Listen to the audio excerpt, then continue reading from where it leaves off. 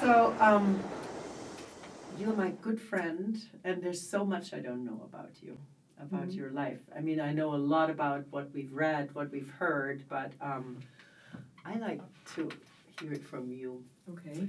Because I don't trust anybody else out there. You know, my headphones are really like, I'm gonna go without them. Well, I guess you just have to ask questions. I think you're like the hardest working woman in show business because you started working at like 12. Maybe not the hardest, but I by now could retire if Yeah. it comes to years probably. Yeah, I mean, I did start young. I was 12 years old. Of course, I was still going to school and started in radio, so it was not like a full-time job. Right. But of course, very fast, it became more and more, and I think by the age of 15, 16, I had to make a very tough choice. Both things were not able to be combined anymore. So, you know, in those days, we're talking the 70s in Luxembourg, where there was nobody before me that was doing things Yeah. that were, you know, in the opinion of the teachers and people there in those days, they were weird. They thought, Well, let's go back. How did you even get into it at 12? How did that happen? How did it come to? it just happened because, honestly, Is there a talent contest? No. or I was there- terribly bored one summer. That's how Okay. it actually happened. But yeah, like you said, let's rewind. I was always growing up as a child, always very interested in acting, in movies, in theater. I was lucky I had an uncle who was the director for 34 years of the theater in the city that I was born in.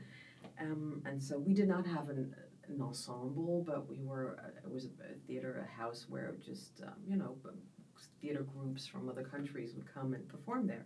And since I spent a lot of time with my godmother, his wife was my godmother, and my uncle, and they also lived in an apartment underneath the roof of the theater. Those were the days, huh? Yeah, right. So I just was, I grew up with the smell of the theater planks and the red velvet curtain and the sweat of dancers backstage. I grew up witnessing that, and I find it very, very fascinating. And so I once in a while kept asking also my parents, I said, well, what would I need to do in order to become an actor? And looking back later, I know why my mom said it, but in those days she said, oh, it's not possible. I mean, you can only become an actor if you're born in the States. So she was like, that's for the other people. That's for other people, that's for people who are born in other countries. And looking back, I know my mom was, an Italian immigrant worker who came to Luxembourg in the 50s, late 50s, and she had, previous to coming to Luxembourg, she was in Switzerland, and she had left her family and her home at the age of 12. And I think the last thing she wanted for her children was that one of them would have to leave the home to go and work.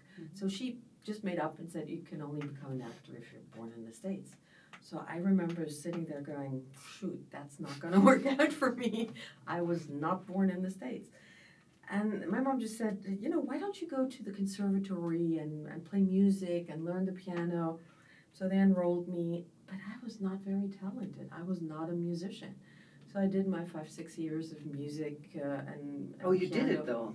Yes, but, just okay, but Piano never and piano. wow. But never, See, that's one thing I didn't know about you. There was never the passion. Yeah. I always thought everybody else was better. Passion has to be there. It has to be there. It's And the foundation. So I'd given up, and by then I was 11, 12, and I thought, okay, I was quite good at school. I'm going to become, I guess, a lawyer, or, I always wanted to fight for justice, and so I thought, a lawyer, okay. And I watched, of course, in those days, CSI shows that we had on TV that mainly came from the States.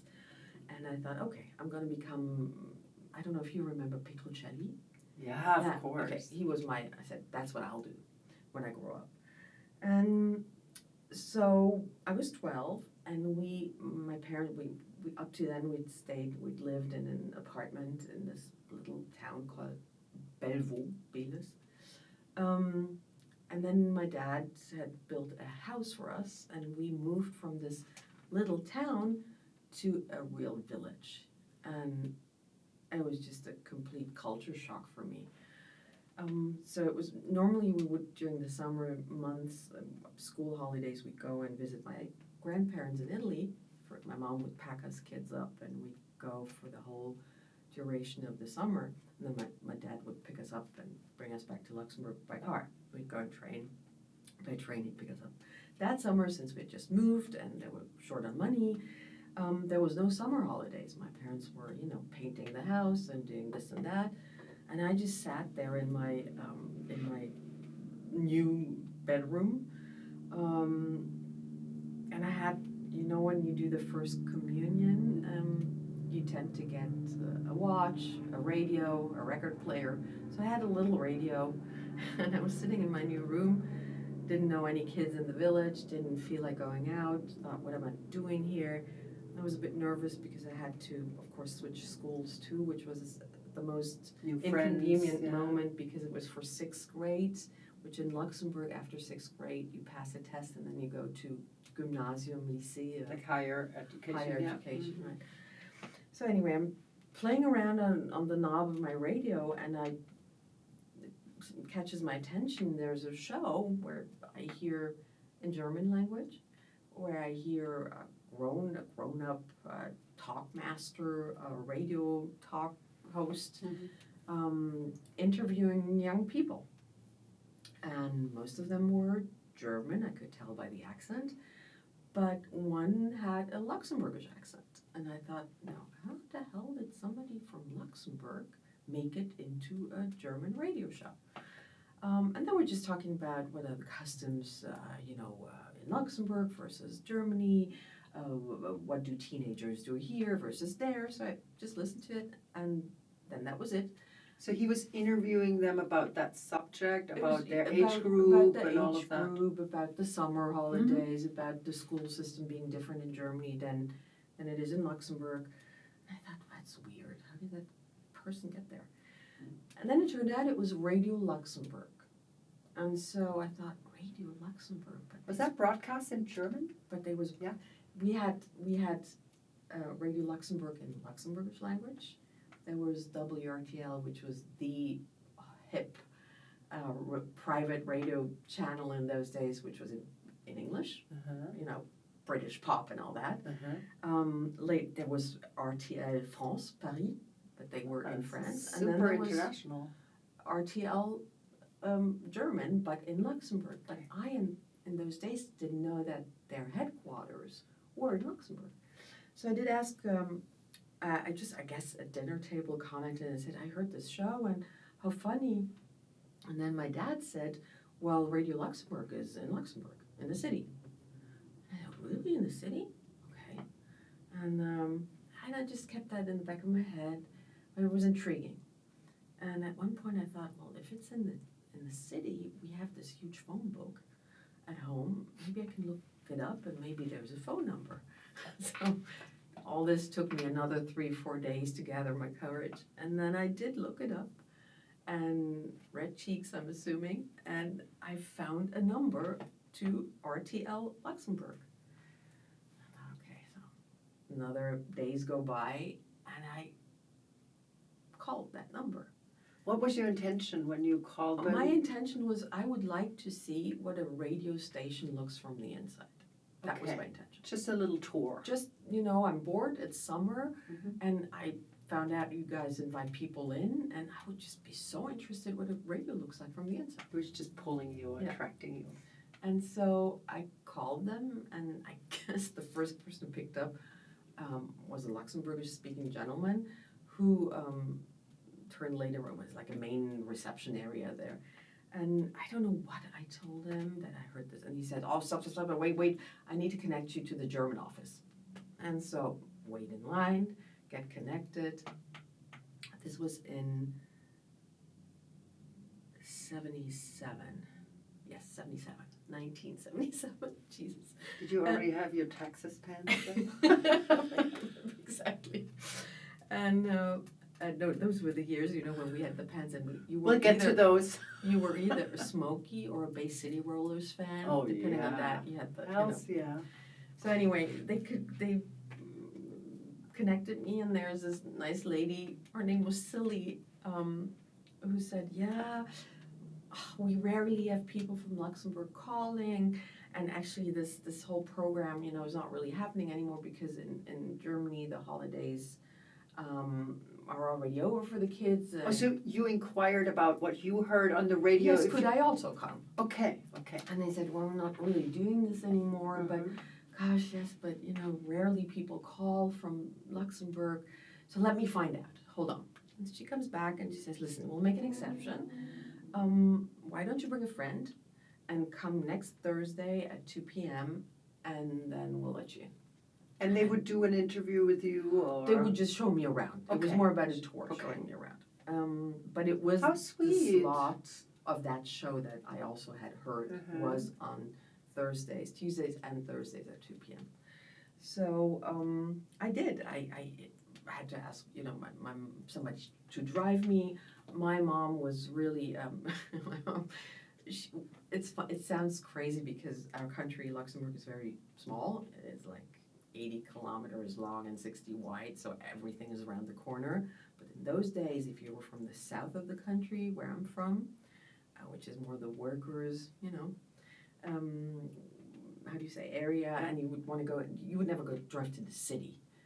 That it was a big deal. 13 kilometers, but nobody. Was there public transportation? No, not from those villages. Okay. And my mom would say, and then I don't know where to park the car, and no, absolutely not. So it was a big deal. Big deal.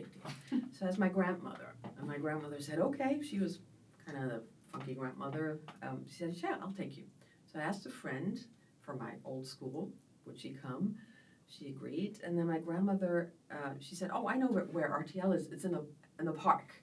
And I wasn't familiar with the city either. So I said, okay. So she drives us to this park, and there was this beautiful building in that park. And I get out, and then I look around, and it has the sign of a Red Cross on it. And I say, Grandma, this is not RTL. This is, yes, this is. I said, no, this is the Red Cross building. Oh my God, then it's the other park. So in the car again.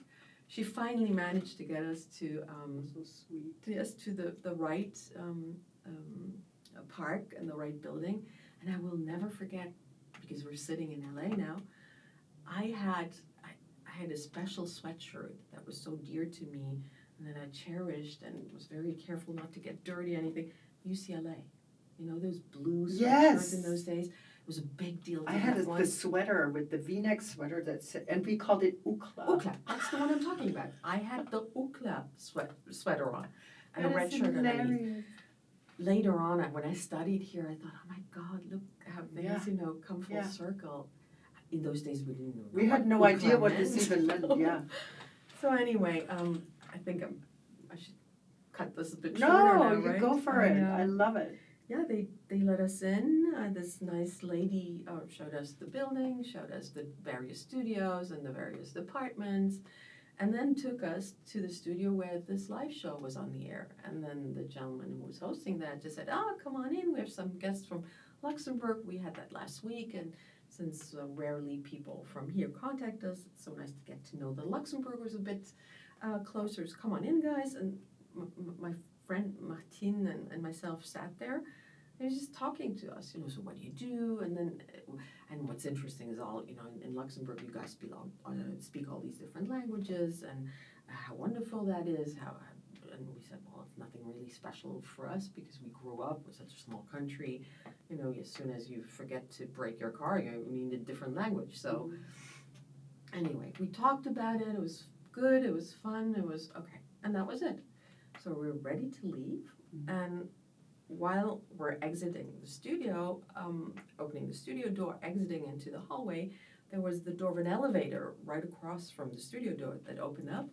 And in those days, somebody that we all knew from German TV, Frank Elstner, somebody really famous, he was also the director of the German department of RTL Radio. Okay. So that door opened up, and I remember my first thought was, oh shoot, I know him from TV. What's he doing here? I have no clue. Exciting. And so he says, who was this girl who was just talking about the languages and this and that? And I mean, it was both of us, but yes, I was the one who was talking a bit more. So I said, well, guess me. He said, so where you from? Just told him, yeah, just a couple villages further down. He said, do you mind leaving your number? And I said, why? And he said, well, sometimes we have guests that come to Luxembourg and that need to be interviewed, international stars, music stars, actors, and it might be interesting if you would if we needed somebody to do an interview in French or in Italian. And you were 12. I was 12. We could call you.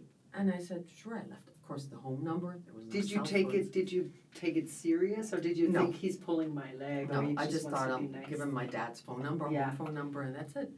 And we left, and Uh-huh. all fine.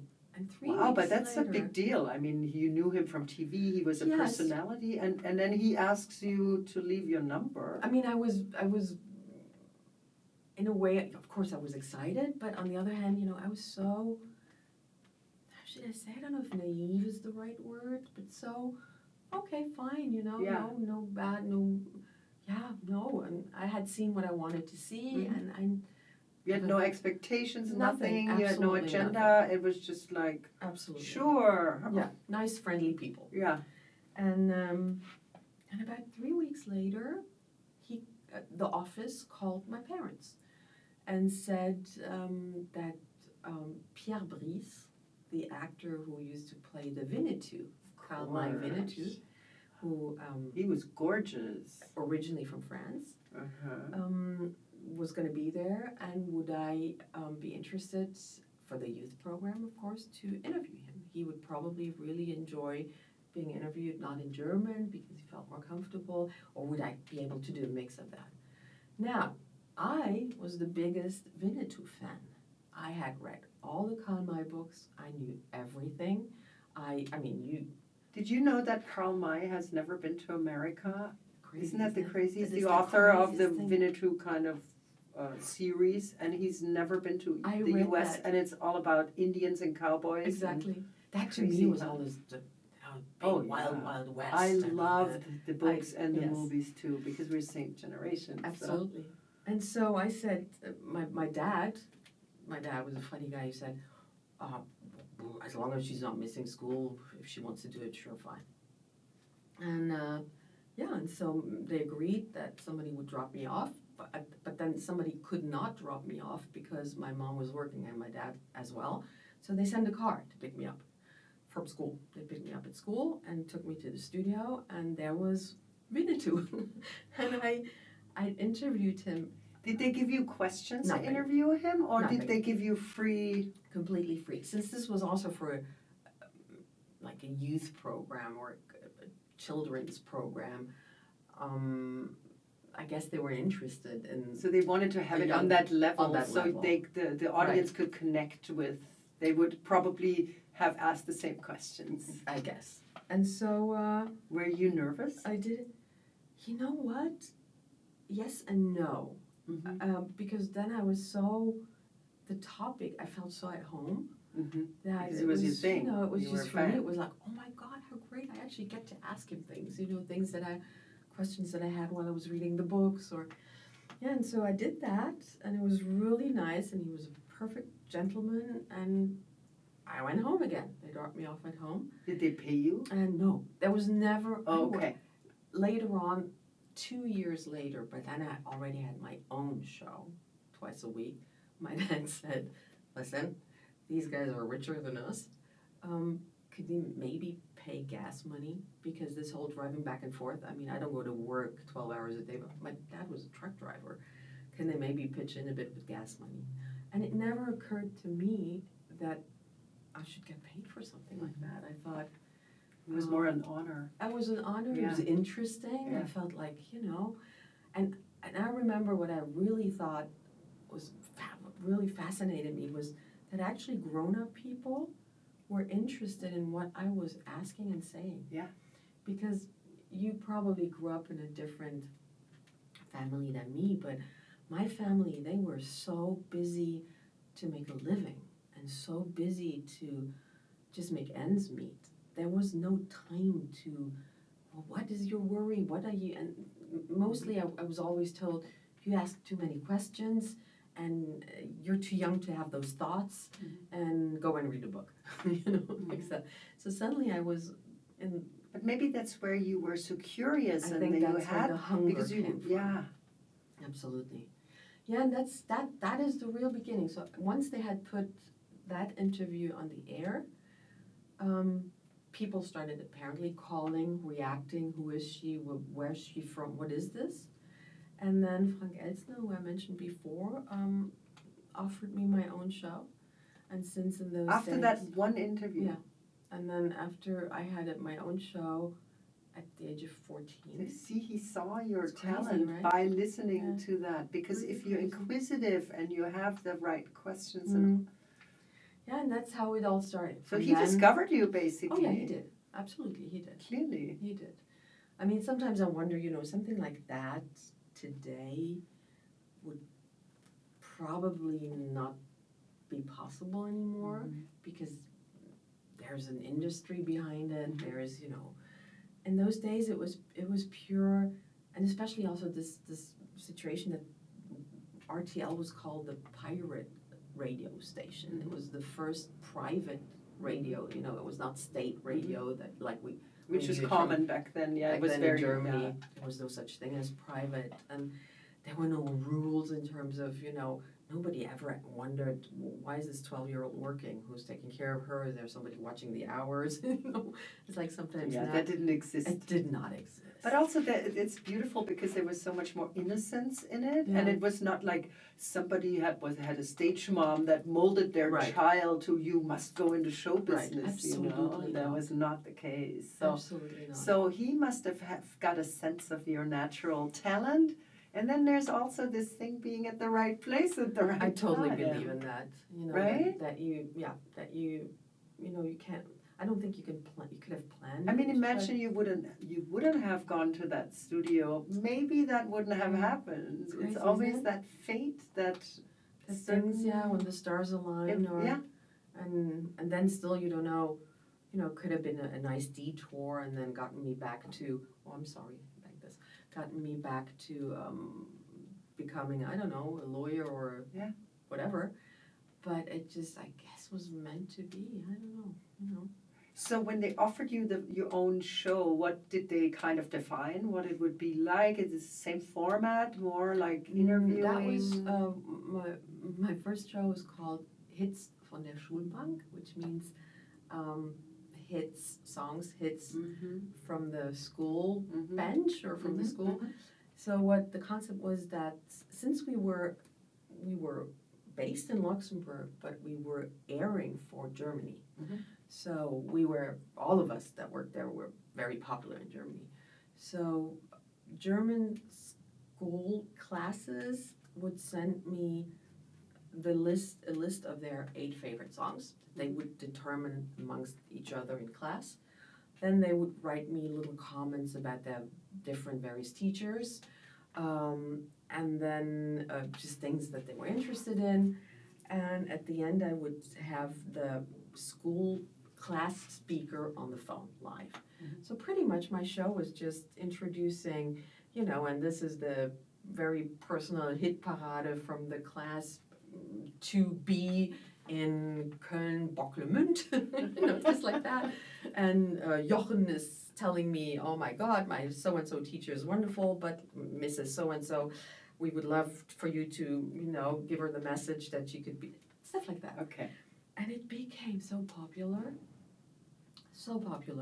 Because it was participatory for Because the it was, people, so again, I they guess, felt like new. heard. New in those Right? days. I had a voice. And it was a voice from somebody who was the same age. Yeah. And it became so popular that German TV heard about it, and then offered me the absolute same concept, same concept.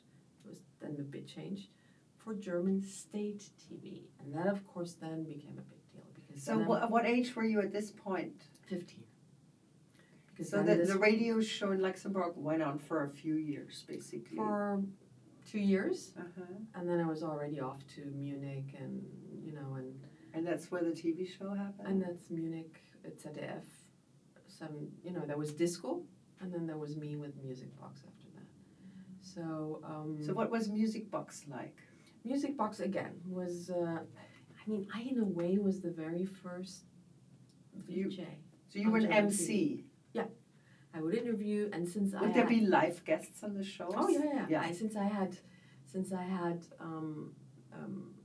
I was able to also make suggestions, and since I was somebody who knew, the taste of the young music generation, since I was part of it, and I was familiar with France, Belgium, England, Italy, I was allowed to invite guests that had never been on German TV. So, I could introduce, I think Kim Wilde had her first appearance on my show. I could introduce people, that had never been there, and through the languages could talk to them. And what I then really fast, became very good at was translating simultaneously. I would say something in English and then translate it in German, so there was never a voiceover. It was always, a mix and match of colorful people and languages and cultures. That's what you are always, if I mention your name to anybody, it's like, oh, she's the one who speaks like it's funny, all these languages, and everybody remembers that. So it was a very impressive thing to have a teenager who speaks fluently and can switch from one language to the next and can so effortlessly juggle also the guests. I think it's, it's a talent. I think there's many, it's not even the language was, but that I was so perfect. It's just that later on I thought probably because what I really always enjoyed and is still to this day a motor in my life and keeps me going is getting to know different cultures. I think I've never felt like a tourist in my life. I would rather say I'm a chameleon.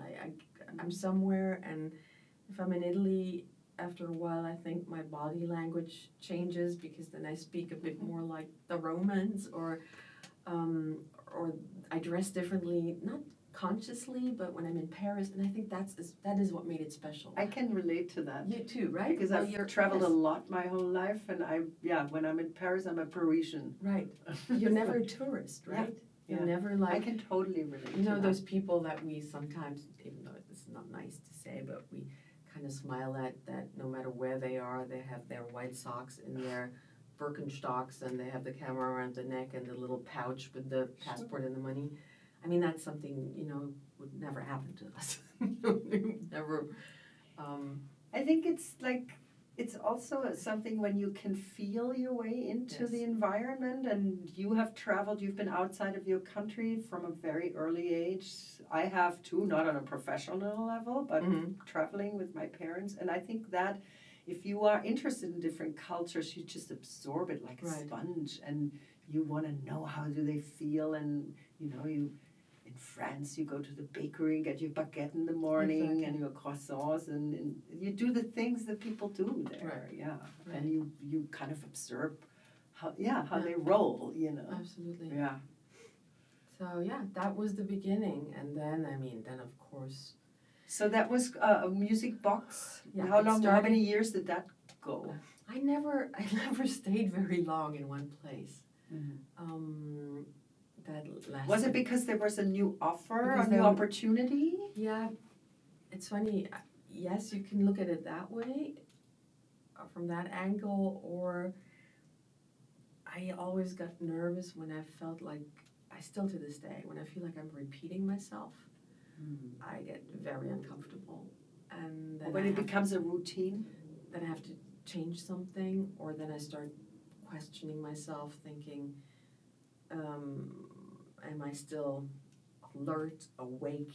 Am I still trying to search for the deeper, Yeah. meaning of things. And So you kind of need to push the boundaries and the Yes. challenge, Yeah. get a challenge kind of, so you don't stay in the comfort zone. Is I don't that stay in the maybe comfort it? zone. And of course, by doing that, I also make mistakes.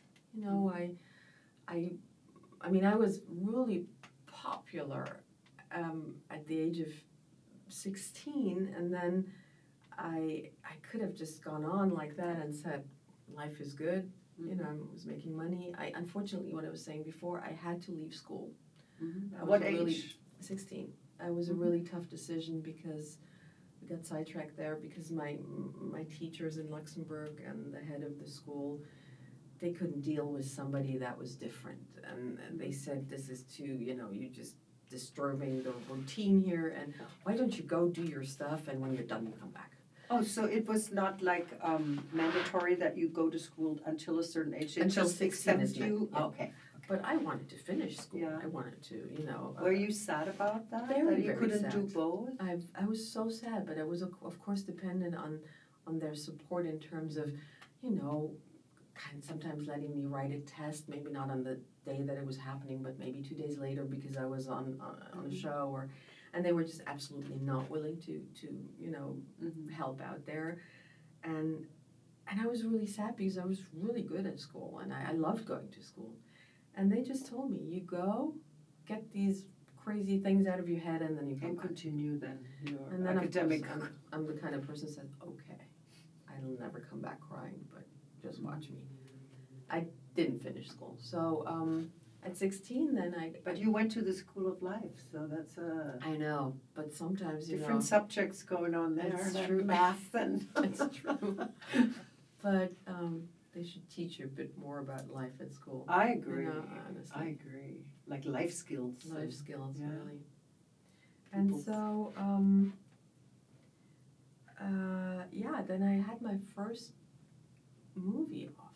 Suddenly there was this director 16? who, Wolf Grimme, who did a movie based on the life of Irmgard Coyne, wonderful author during World War II, and was looking for somebody to portray her.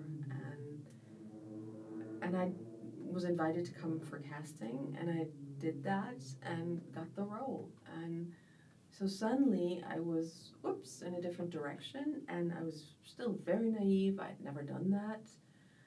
Kind of made it through it as good as I could. Did you get coached by somebody? No. To just, Mm-mm. or you just jumped into I cold jumped into water? it. But then there was one scene in that movie, this is ridiculous, but there was one scene in that movie that expected, and it was really important for the story, I would otherwise probably not have done it, where this girl during Nazi time in Germany jumps out of bed and is naked for a moment, a couple of seconds, and then takes a shower, opens up a window on the roof, and rain comes in. It's just a really sweet scene.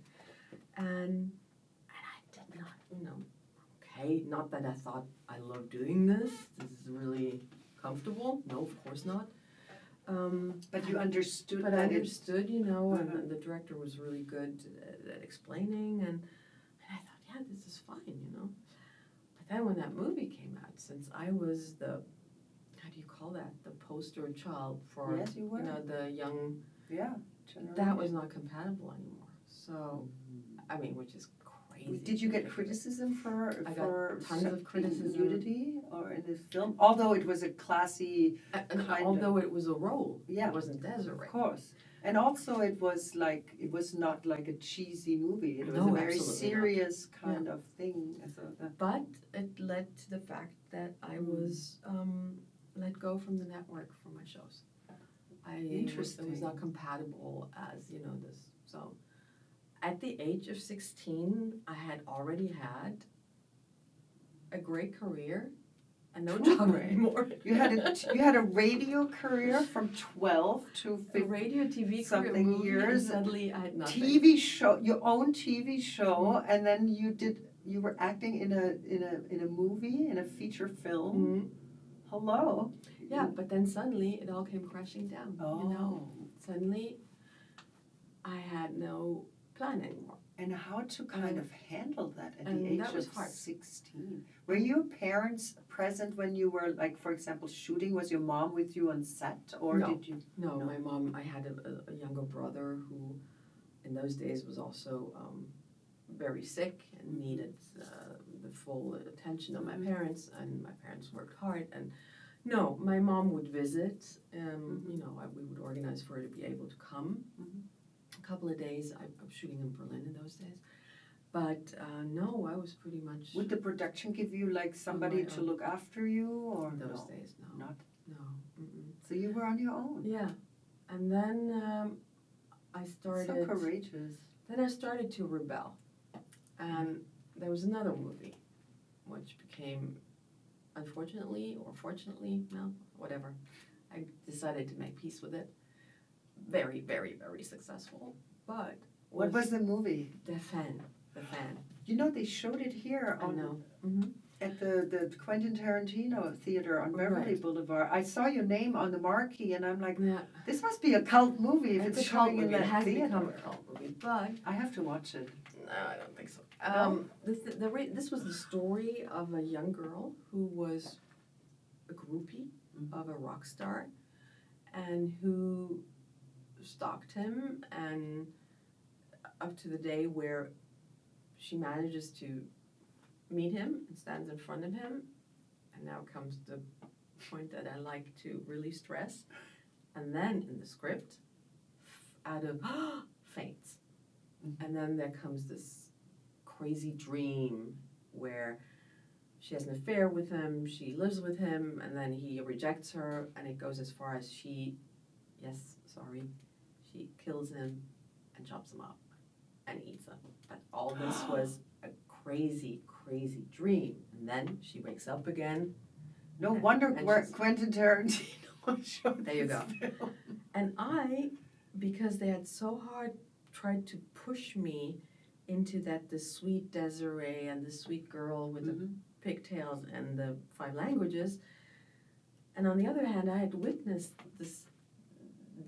these encounters for years as the host of this TV show. I mean, I saw all, I'm not going to name them now, but I saw all these big, big rock stars that would just take advantage of these groupies that would stand there at the exit of the studio, and they'd pick them up, and in the morning you'd see them outside of the hotel sobbing while the limousines drove off.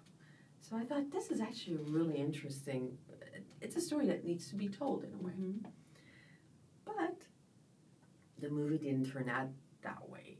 In the movie, later on, there was no dream sequence anymore. There was no... So that, what you just told me was in the script. This was all... But that's not what you shot. It is what we shot, but it wasn't in the movie. So later on, it was just a movie of, you know, this extreme girl who just, I mean, the level of was not there. And there was, it would go too far now to explain why, but there was also too much nudity, which again, not to excuse myself, I was really naive. And I was not protected, but and in a way I was a child. But you know, things that had been promised, that there would be shot against the light, and you'd only see a silhouette, and there'd only be fragments of body parts, and it didn't turn out that way. So artistically, let's put it that way, that movie was a disappointment. But you didn't have like agents or Nothing. people to protect you In and those say, days, wait, nothing. this is how far we go, or they would be present and kind of. And then But it was a success. It was you a said? huge success, but then I tried, I guess, in order to save myself and my, you know, you have to understand that on one hand I was in this glamorous world outside of Luxembourg, but whenever I came home, I was little Désirée in a village with parents who had to face neighbors and work colleagues, and who would say, what did your daughter, I mean, there was always a big dilemma there. And I actually in those days sued the film company, and Who advised you to do that? in retrospect, I did. I just went and got a lawyer. Wow. lost a lot of money, lost the court case.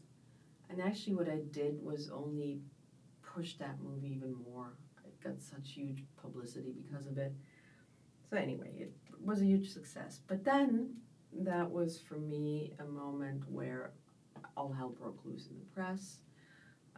Everybody seemed to know what's wrong or right with me. So you were a different person. I You were was not suddenly- like the cute, innocent little TV No, I was shot host down anymore. from my pedestal Mm-hmm. that they had put me on. In a good or in a bad way? Looking back today, I would say I'm happy it happened that way Mm-hmm. because I would have been otherwise probably would have gotten caught in this pleasant. Mhm.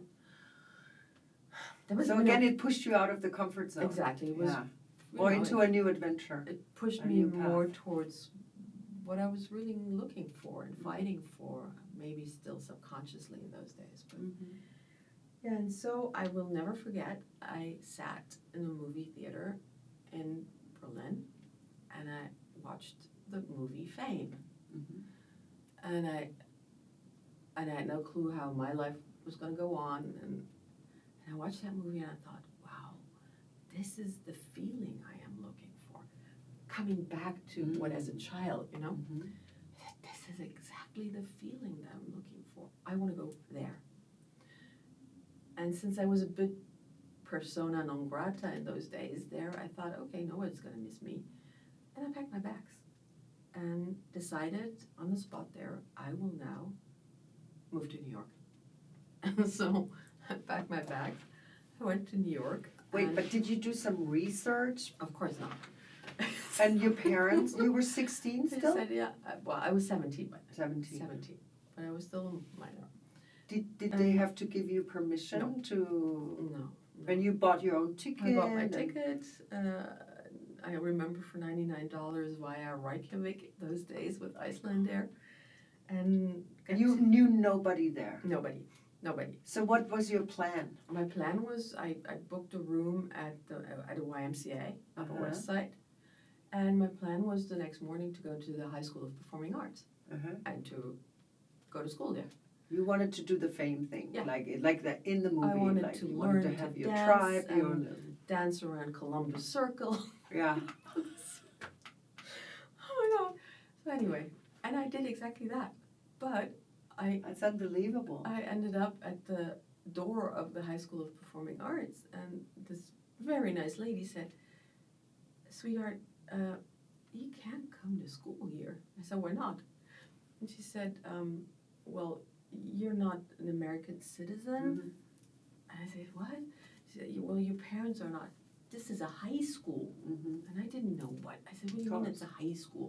She said, "This is a high school. This is a normal school with all the rest, but this is a high school.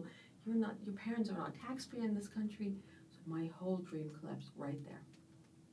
And then I thought, "Gee, what am I going to do now?" Of course I hadn't done any research. So the only person I knew, not personally, but I knew of in New York was Werner Becker, who was a German journalist, TV correspondent, and who had a show on German TV called New York, New York. Okay. So I found out the address, Columbus Circle, went to that office. Lucky for me, And They he knew who knew you me. were, of They course. knew me. Yeah. and I sat there, and they must have felt so sorry for me. And I said, "Now I'm here, and now no cell phones, no internet, no. course. What do you do, Yeah. right? You're lost." So I will never forget. He researched via telex, via all the means in those days, and printed out a list with all the acting schools in New York. And he said, not every acting school is a high school. Go and look at this, and I'm sure you can find your luck. And so, of course, there was always Lee Strasberg was on the list. Mhm. But that, strangely enough, I thought that's not what I need. I mean, I'm crazy enough, not to diminish that. Yeah. But he was not alive anymore, and I wanted somebody to really teach me, Mhm. not in my head, because I needed grounding. That's what I was looking for. Mhm. But But I did go and I looked at Lee Strasberg at the Institute and got the tour and thought, no, this is not it. And anyway, again, to make a very long story short, I ended up at HB Studios, where you have been too, where that you know. Yeah. And it was during the summer months, of course. So they were auditioning for the fall term. And I went and audited the class first of Herbert Burkhoff. Mm-hmm. And then at the end of the class, talked to him and said I would be interested. And then he said, okay. Oh, he loved talking to the young girls. A lot. He said, then come back next week and audition. Mm-hmm. And I Did he give you material? No. No, And you I could thought- choose your own? And I thought, but then suddenly I got cold feet because I'd seen a class and I saw what these guys were all doing there. And I thought, Yeah. what the? I know, hell I was so intimidated. I was so intimidated by that. But then I went to the Samuel French bookstore in New York and I found the English version, Kinder in Uniform, Children in Uniform, Uh-huh. a monologue that I'd loved, that I saw Romy Schneider do Oh, as a young actress. And so, yeah, I prepared that. I went back next week, auditioned, and made got it. accepted? It got accepted. The auditions Bravo. for Uta Hagen were later, so I had to wait a bit for that. But then I thought, okay, now this is, the term, let me maybe go back to Luxembourg and figure out something. And Herbert said, no, you're in class tomorrow. So you in his class? Yeah. And I said, no, I have to organize my, he said, you're in class tomorrow, otherwise you don't have to come back. Years later, he told me, I could feel if I would not have nailed you down right there, you would never have come back. And he was right. Yeah, and then I think, then later, a couple of months later, I auditioned for Uta, Uh-huh. got accepted, thank God. That was a little harder one, right? That was harder, yes. Mhm. But, and then I had, I think, the best 3 years creatively. 3 years? 3.5 years. And so where did you find like shelter, so to speak? Did you stay at the Y for a while? I stayed at the or- YMCA. That was really sad. Mm. After a while, having cockroaches running up and down the mattress. And Was then- it the one all the way up the west side at the George Washington Yes. Bridge? Exactly there. I stood there and I cried my eyes out at the window and I thought, oh my God. But then Werner Becker again helped me and said he had friends who had an apartment who were choreographers from Munich actually, and who had to go back for several months, and would I be interested in renting the apartment? Uh-huh. And that was in Chelsea, 23rd Street. Nice. So I said, oh my God, yes, wonderful. You could even walk down the back street. Yes. And so I rented that apartment, but of course I did not have that much money. So I thought, how am I going to do this? And I managed to get a job. I couldn't work in the States. I didn't have a work permit. But at that time, there was a lot of under the table Yeah, work, but right? I never dared, Yeah, so. yeah. So Were you 18 at this point already? Not yet. In the Not beginning, yet? not yet, no. Okay. But then I managed to get a radio show for NDR, North German Germany, radio yeah. station, once a month. And How did you set that up from New York? Like- just payphones and talking to people. and the that I phone knew, calls were and- so expensive God. at the time. It was like cost a fortune, to make a phone call. And so I did that, and then I also wrote articles about music clubs and Okay. concerts. I would go at night and interview Annie Lennox or people that would perform at the Roxy or at the Danceteria. And there again, I had to have a fake ID to make it in there to do the interviews. It's just a But big thing. that you got also through your old contacts old from contacts. Germany. My old contacts from Germany, from Music Box, that I knew So you contacted them and said, "Hey, I'm in New York." I what can contacted the record label people, Right. the A&Rs, and said, listen, Yeah. I'm in New York now, and can you maybe do, and that's how. So they gave you the access. So it gave me access to the concerts, to shows, and to the interviews. And pretty much those two jobs, helped me to pay my rent, Yeah. kind of. And I honestly could have gone on That's like fascinating. that for the next 20 years. But Really? then I got a phone call from RTL Luxembourg Uh-huh. Where it all started. Where it all started, but from the TV department. And they offered me to, they said they had just won the Eurovision Song Contest, and they had to do it once again in Luxembourg. The Eurovision de la Chanson, that thing? Right. Oh my God, that's cult by now to Yes. watch it. So wait, so the country who wins has to host the next time, right? Exactly. Okay. And Oh, they did? They won it? Oh, more than once. Oh, wow. More than once. And And where are we now? In 80? we are now in 84. Uh-huh. They probably called me at the end of 83. And So you were already a few years in New York. I was already in New York for 3 years. And 3 years. I went back then and finished. And then I thought, oh no, gee, I was in a different world, you know. I was. Did you love living in New York? I adored it. Yeah. I really adored It was, the 80s were still kind of sketchy, still Yeah. some areas in Manhattan, and it was still a little dangerous you couldn't take the subway at night because, Yeah. I mean, I lived there in 89, which is much later than you, but I it mean, was I remember still, going down from 23rd between 7th and 8th down to Bank Street.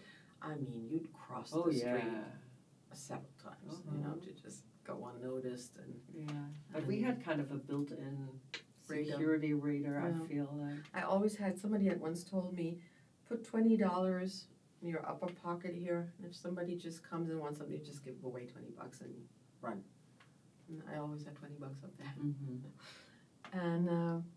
And so I said, no, really, I'm not really not. But the person who called me was somebody who I really admired. I'd never worked with personally, but who was René Steichen. You know the big photographer Edward Steichen, who did the first Hollywood portraits of all these famous Betty David, you name it, famous actors. Was it Luxembourger? Came from, and this here is a descendant of Steichen, and René, who unfortunately is not with us anymore, was the person who did the first video clips also that I was aware of in Luxembourg. I mean, for German and not so much German, French TV, hit parade, French TV hit parade. You mean like music videos? Music videos, when it was not common to do them yet. It was the beginning. The beginning. And so I kind of admired him, and he contacted me, and then he said, Désirée, come on. I don't have COVID, I swear. I got tested negative. You and me against all odds, let's do this. And I said, but you know what? He said, come on. And then I thought, you know what? They'll pay me a flight. I get to see my parents. Hells yeah. I'll go. Check it out. And so I went. And I did the Eurovision Song Contest, and it became, I mean, the biggest success ever. We did it in a way that it had never been done before. We did it in a very modern way. And then, of course, I was the first one. You were hosting it. I was hosting it. I was hosting it alone. And it was the first time I'd come up with a way of introducing everything I had to introduce, but by never repeating the same phrase in different languages. I just had made it in a way that if you were French speaking, you could get the whole concept by listening. If you were English speaking, the same, German, the same. So I did it just the way, you know, the way we talk. And it was clever. And so, and that overnight catapulted me, you know. And then I got sidetracked again. They were like, where was she? Like, did people know you were in New York? Some knew. The public? I mean, your old fans from the... Some knew from the radio show, but I was not that present anymore. But now it became international. And then I got sidetracked from my acting career again, because I was so happy that finally I was seen as, at least in New York, among my peers, as the actress Désirée and not the TV host or the VJ or the... I had even turned down an incredibly good job offer from MTV. MTV wanted me to go to a casting in New York. So I went to a casting. I thought, I might as well. I'm in New York. They offered me an amazing job, amazing amount of money. American MTV? American MTV and working papers. Oh my God. And I said in those Golden. days to them, I said, I feel honored, but that would catapult me back into being a host. And you wanted to get out of And that. I wanted to be an actor. Mhm. But then would I have known this, I could have done MTV, you know what I'm saying? So, yeah, and then, I finished my school in New York, but then I went back and I did a year of the Saturday night show in France. I went to Amsterdam. I was in Italy. I worked from the Royal Albert Hall to, you name it, I did it all.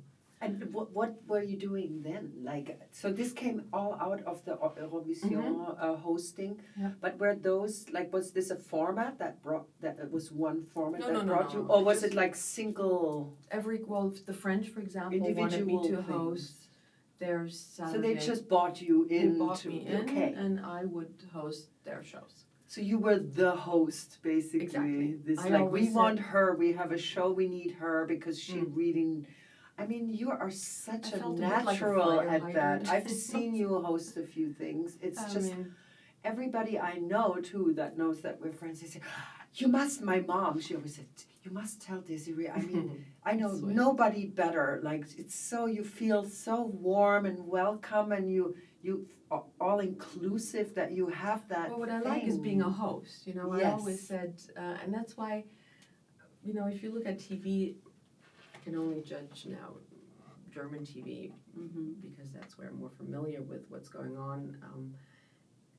You rarely have hosts. It's more about, you're either a comedian or you're either a journalist or you're either trying to be better than your guest, or that was never my agenda. There's a very certain quality I wanted about to be being a a host. being That's a host. very true. And creating an environment and a space for the guest to shine. And Or you to succeeded present so much. him or herself in the way that he would like to be seen. That was Or more even in a show, like with a big audience. That's what I mean. You kind of pull them all in a way because you're so personable with the people. That's that's really a very unique talent. Thank you. The warmth and stuff that really you feel, where you say, oh, you feel like we're all friends and sitting in this like room of 20,000 people there together or whatever. Yeah, and I mean, what was nice is that I could always combine, the life experience. I am not a studio host. I don't like being in a studio. But I am a live host in a theater, in an arena, I need a stage, and I need an audience. That's what I would love and appreciate. To connect. Yes. Yeah, but then again, like I said, then I got sidetracked again, and but it was attractive to do these things because, in a way, of course, when opportunities come, it's hard to say no, and then you always say, well, let me do this one. Maybe I'll do this one, and then I'll change again, or I'll stop again. So, but going back to, you left New York because you had this new opportunity, but while you were in New York, you were basically studying. You didn't have the possibility because of work papers to kind of work as an actor, right? No. So was the goal kind of to get work papers there, or come back and use your acting skills in Europe? I mean, I never had the plan of trying to have a career in the States. First of all, I always thought this country has some of the best people in this field. They are definitely not waiting for Désirée from Luxembourg, and they don't need me here. Then this has changed now, of course, which is also good, but in those days it was really important to not have an accent. And whenever you meet somebody, can I hear an accent there? Where are you from? Then, let's be very honest, even though I'm Luxembourgish, half Italian, in those days for casting people, it was not always positive if they thought you came from Germany. It was still a problem. And I totally understand, and I will always understand, but it was pointed out very often in those days when I did go to castings, because they would also casting people would come to the school and look at. How would that kind of play out? Like, would it be comments that they would make? When they would look at my resume, they'd say, and of course I had most of the titles on there were German. They'd say, why is there so much German on this resume? And then I'd say, well, my career, and then I knew, and then I'd try to say, but I'm from Luxembourg, but, the career, somehow I could have gone to France, but it went this way. And a lot of them were very honest and said, I'm Jewish, and my whole family, and we know the story, and I kind of have a problem with it. And I would say, I totally understand. I respect that. I understand. And in the 1980s? Oh, yes. Still. Oh, yeah. And even being like so articulate to say that to you? Absolutely. Like that. Very respectful. I mean, I understand too. But I was very often confronted with it still in those days. And I had tons of problems in Luxembourg as a young kid when I started and still was going to school, that I, as a Luxembourger, would work in the German department of RTL and not in the Luxembourgish or French one. Sometimes we forget how, it's not that many years ago. It is, but it isn't. And so I still, I always felt I was never, and then you can take the Luxembourgish side, where the problem was that I was half Italian. My mom was never a good worker, and oh my God, they used to say things like, well, what you guys eat at home, we give our animals, stuff like that. And I always felt that I was always, not in a bad way, but I was always either too early, too late, not quite right, too mixed, to this, to that. I think I had to become quite, make it to an older age to finally feel like, I think I'm right where I am now. I'm kind of in my shoes. But for many, many years, I felt like I'm a bit out of sync with myself. Or you don't fit into the boxes these people have created also. Right. Like at this time, it was more kind of compartmentalized maybe than it is now. It's more fluid kind of. Oh, it's more open. Yeah. I mean, thank God, And I did once get cast here. I went to a casting, and it was a movie of the brothers Taviani, and it sent me right back to Italy. So I thought, this is not meant to be. So but it's all good. I wouldn't want to be anywhere else. But so when you did all these like MC shows all over Europe, was there a moment where you said, "Wait a second, what happened with my acting?" Always. I always tried to, because there were offers, and I also did stuff. Oh, you did in between? In between, in Germany and also in France. But of course, I never had the success in those days as an actor that I had as a host. I was always more present. People would always react more to me as a host than as an actor, and that was painful. And it went as far that I, at one point in my life, decided to give up everything and to just concentrate on acting and do my homework there and do theater and do readings and accept that if it's not meant to be, then it won't be, but then I will at least have tried it. But I kind of said goodbye to this other part of me that I also enjoyed and kind of had a talent for, or have a talent for, in order to allow filmmakers, directors, producers to rediscover me. Yeah, and to make yourself visible only in that department. Yes. Because your career was so huge as a host and as an MC, and coming from such a long, like you've come a long way from the radio. I think then people put you in this category. Right. It's very hard to switch because they don't take you serious in the other craft, although they don't even know.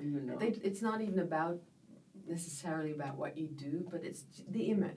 And I understand. I mean, at one point, I had to say, without now naming anybody, but there's famous actors, whatever, hosts, that also in this country, that when you see them in a role, you suddenly go, oh, You know what I mean? Mhm. It's very hard when you're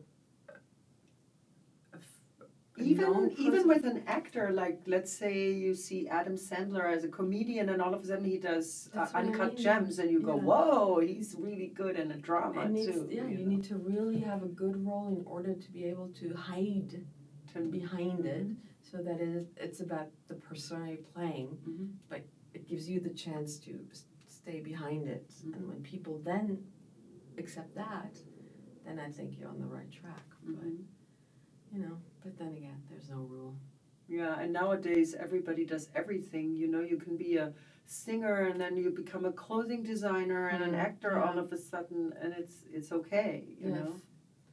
Thank God. I mean, God. it's a good thing. It has to be people have to be able to identify with something. Yeah. That But catches also them. many people have different talents, and I think if it's all about like artistic things, like one art form feeds the other. Right. I feel, Yeah. So when you... Even though there's a difference I found out, at least for myself. Mhm. An actor, at least for the audience, needs to have a certain a mystery. Mhm. If you know too much about an actor, or if everything is out on the table, or if everything is heard, there's something missing. It has to be a bit removed. That's why a lot of people are also very private, Yes. that stand in the spotlight, because Right. I mean, even nowadays where you can find out information, whether it's real or untrue, it must be so hard. Like, how did you deal with that when you were so young, for example, like being famous? I mean, I think that is also the reason why I left for New York, subconsciously, to find out. I was longing to be judged just by what I was doing And not who you are. and who I am, as really a person, am as a person, and not because I had my face on some magazine cover. And I mean, we've known each other many years, and you know that I've actually always lived in places where I'm not known. I mean, my 20 years in this country, in this city now here, LA, I adored being, to this day, when I'm here, I'm anonymous, and I adore it. I love it, because I am not the person who needs that. Absolutely not. I suffer from it. When I moved back to Luxembourg, 3 years ago, various different reasons that I did it, also to be there for my mom, and oh my God, did I have to wake up and adjust reality, to the fact that people look at me when I take my garbage out, because here, I mean, we know that, right? There's days where, let's be honest, you wake up in the clothes, you go to grocery shopping in the clothes, especially now, you come back and you're in the bed again in the clothes, and you have not looked into the mirror once, and that is such a freeing feeling. Yeah. But that of course I could, but it would have consequences back there, so you don't do it. Yeah, I heard Robbie Williams moved to LA for just that reason, because he was not like very popular in the US or as a person. And I saw him hiking in Runyon Canyon. I'm like, oh, that's Robbie Williams. Right. Nobody recognized him. And I mean, this is a town where people are used to seeing famous people. Yeah. So here I find, I mean, just from witnessing how people deal with famous people, they kind of, I mean, I'm not talking paparazzi now, but they kind of leave them alone, right? Yeah. Well, maybe in LA. I'm talking LA now, yes. Yeah, or of course New York. not. But I wouldn't even sometimes recognize people. It's like I would talk to somebody at a party and they say, oh, do you know you just... I will never forget, I had a dear, dear girlfriend who visited me when I just moved here in 91.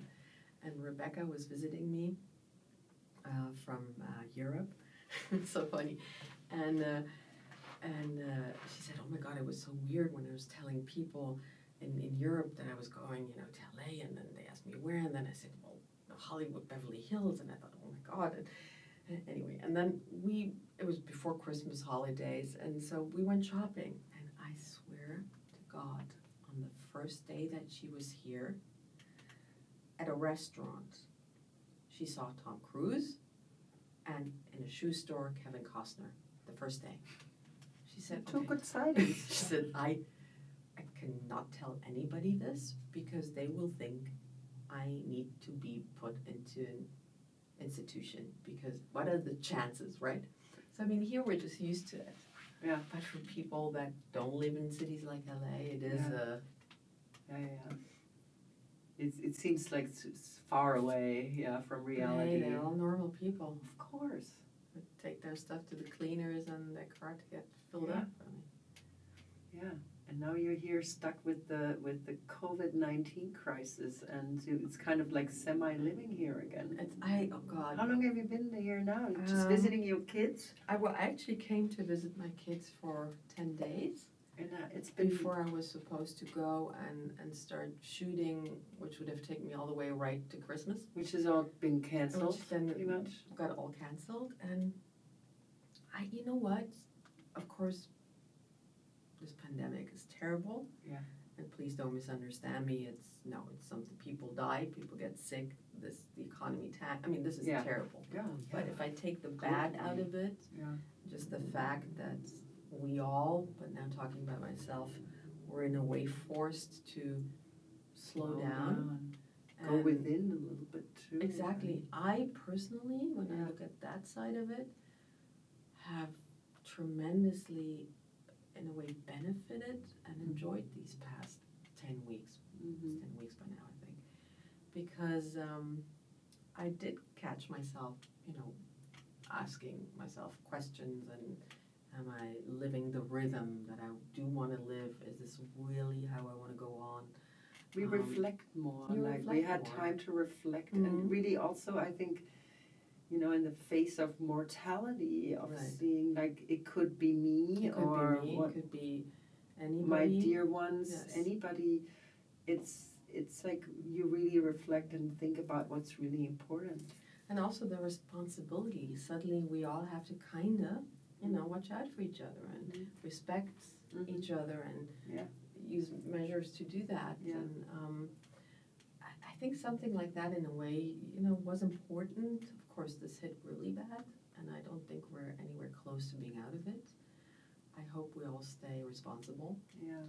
I'm witnessing certain things also back home that There's I think a long way to go still scary, until we can kind of go back to normal. Yeah. And I mean, all the rest that's happening here now, I was sobbing in front of my TV last night, thinking, what year is this, 2020? Right. Really? And this is what we're witnessing still? Atrocious. So, there's, God, a lot of changes are needed. Yeah. A lot of changes. The heartache has been going on for way too long. I'm talking about, racism and all those things too. And that hitting in a time where people, are already on the edge because of all the other stuff that's happening. Correct. So I hope peace can, be restored. And when I see social media and everybody says, I'm sending my love and prayers, I'm like, that's not good enough. That's not going to do it. I know you mean well. Yes.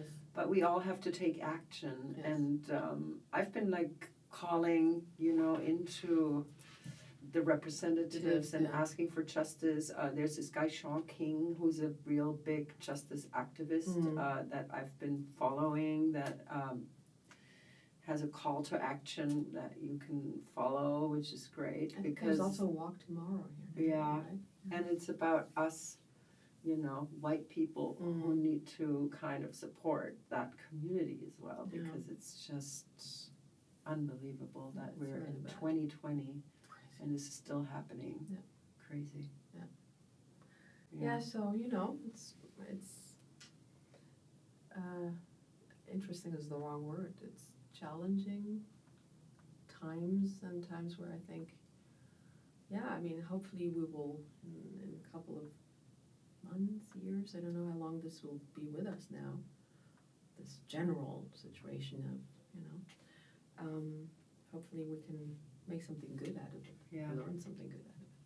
Yeah, hopefully I feel here right now there's such a divide in this country anyways, and it's kind of the situation, how the government is acting, is kind of creating more polarization. Of course. So I hear some of my yoga fairy people all of a sudden coming up with like conspiracy theories, and there's discussions about it that are really more alt-right, and you go like, what is going on? Are you not realizing that this is exactly what they want you to do? Right, to do, We have exactly. to unite. Yes. Yeah, but I think politically something has to change at the top for us to be able to unite again. Yeah. I mean, this is just. We do know that. I mean, So you have no idea when you're going back to Europe, or you have? Well, I will try to go back mid-June. Mhm. This is, at least for now, the information we have that then So soon? the borders will be, Yeah. the flights will go to, Germany, Luxembourg again. Especially when you're a resident, right? Yes. In that country, You can, you're right. allowed to travel. And I don't know for how long I'll go, because, I'll go to, of course, I'm in the process of many projects that now I don't want to leave them all stranded, so I need to, I want to show support, and I'm there, and also to try and get a feel for, I have a lot of colleagues of mine who started shooting again a couple of days ago, and just speaking to them on the phone, they said, well, it's different. It's not. And you also have a production company in Luxembourg. I have a production right? company. And you kind of develop like I was material, I was. movies. You yes. shot some movies. Yes, and I was supposed to. We were supposed to do my first feature as a director at the end of the I summer. didn't know that. So that's also postponed now, because Okay. some of my actors that I would love to have in the movie live in New York, and of course they're under a state of complete shock right now. So you don't want to put pressure there on anybody. Was that something you've always wanted to move into producing and directing? Or? Well, I think it as usual with me, things sometimes happen too fast or they take too long. But while I was living here in LA, and I did not get from Europe the offers as an actor that I was hoping for. Creatively, I was, not doing well. And I thought, well, Desiree, if you can't just complain, then try and do it better. And I enrolled and went to UCLA and started studying production and directing. Did you buy the sweatshirt too? And so I did 2 years, there, and at the end of my studies, I did a short called Ice Cream Sunday. That you directed and produced? And I wrote and directed and co-produced. Wow. And I had Tippi Hedren in the lead, and How did you pull that off? I just went with my script and got lucky. She liked it, and so that won several festivals. Really? I won Fargo, Best Short. I won Houston Film Fest. And Can so I thought, see it? have you never No. seen it? You've never seen it? I didn't even know it existed. What? Yes. This is Yeah. the first time I'm hearing this. Really? Yes. Oh no, no, really. Oh, what That's other interesting. secrets do you have? And so and then I thought, okay, that's encouraging. Yeah. But then that's me again. Then it takes me very long. Then I get scared again, and I think maybe I was just lucky once, but I can't do this again. So it took me. This was 2002. So it took me 18 years. I have in the meantime, I've done some stuff. I did a feature-length documentary that did very well in theaters back home. What was that I did. about? I did about a gentleman, an actor in Luxembourg. Actor, I have to say, we didn't have that industry in Luxembourg, as I was telling you before. There was just one actor that we all grew up with. Fernand Fox is his name, and if you listen to your parents, it always sounded like he'd be part of a family. In every family, you'd hear somebody say, "Oh, did you see what Fernand did again?" And I thought, Fernand. And Fernand was, he just worked in an office, but had this passion and did theater on the side and did sketches on TV, Luxembourgish TV, and as a side job did this acting business, but he was like the first actor that we were aware of that was like a Luxembourgish actor that we grew up with. And I did, and he has a very interesting life story, and I combined his life story with the development of the Luxembourgish theater since the 50s. And these two things merged together. Nice. I did a documentary on that. It was like also an homage To theater and to him, Uh-huh. most of all. And I did sitcom. I directed sitcom, the first sitcom ever on Luxembourgish TV. I developed and produced and directed, amongst others too, but several episodes. So what I want to say by that is I've done things, but like the first feature that is like, comes from your gut and that you've been, your baby, that is supposed to happen. Probably now it'll happen next year. Can you tell a little bit more about it, or do you want to keep it a Yeah, secret? I mean, it's based on a theater play by a wonderful Dutch author. Was this your idea, or did this come to you from the outside, this project? It was my idea. Your idea. But it was my idea because it came from the outside to me as an actress. I played the role in the theater. Okay.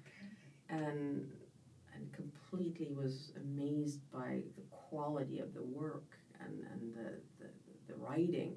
It's a Dutch author called Lotte Wiekemans, and the play is called Poison, and it's terribly successful all over the world, from off Broadway to China to because it's a global story, and it's a very, in a way, simple story. It's a couple that used to be husband and wife that have not seen each other since the death of their child 10 years ago, and by some story that she kind of invented, she manages to get him to come to the cemetery, and it's their first meeting after that tragedy 10 years ago.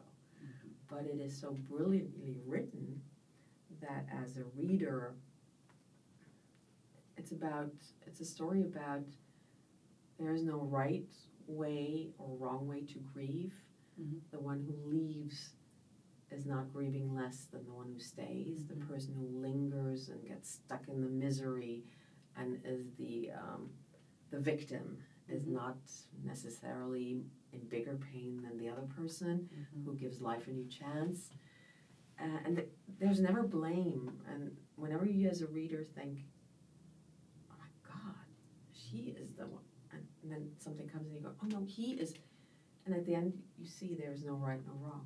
There's just sounds really it's intriguing. really, it's a very, it's a And do you jump when you read it? Do you jump from identifying with both sides? Totally, of? constantly, Yeah. constantly. It sounds like it. And you catch yourself and you go, oh my God, I would have fallen in that trap too. Yeah. Oh my God, I would have. And so, blaming other people for your misery and you were not there. Well, what does it mean? And so, I fell in love with that play and then managed to get the rights and developed the script with Lotte Wiekemans, the original author. And then we finally, after it took some time, managed to get funding from Holland and from Luxembourg Film Fund. It's fantastic. And so hopefully, I don't want to say who my dream actors are yet because I don't want to jinx it. But it's just for now, it's kind of put on the shelf because we can't. It's postponed now. Yeah. Because we can't, yes. But you were scheduled to shoot it We were already. scheduled to shoot in September. Yeah. So that all fell a bit apart. Well, but it's okay, it's going to happen one day. I always think, things that really are meant to see the light of day will find their way. Yeah. And sometimes, giving birth to something can take longer. Yeah. As we know in childbirth, some labor lasts 30 hours, some labor takes 4 hours. You never know. Yeah. So going back to when you were at UCLA, when you moved to LA, how did you move to LA? Anyways, what was the reason? Well, I had given up on my American dream. I had done my studies in New York. I had gone to back to Europe to do the Eurovision Song Contest. I did a lot of hosting. I came back to LA because I was constantly told you should try LA, you should be in LA a bit.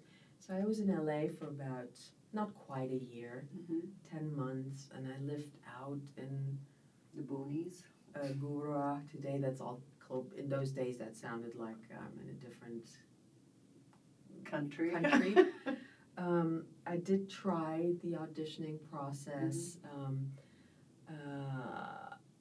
I have to say, very often I got very close, so I can't blame it on that. But I felt so Not at home? not at home or lost, or everything was big, everything was in the car. It's a different animal It than was New just a York, yeah. different animal, and suddenly I thought, this is not. And then like I said, I went to a casting. Then the brothers Toviani, who I admired for their movie Padre Padrone, gave me this role in Good Morning Babylon, which tells the story of the first Hollywood production by D.W. Griffith, Intolerance, the elephants, the white elephants that we see on Hollywood Boulevard. So that was shot on the old Carlo Ponti film sets back in Italy.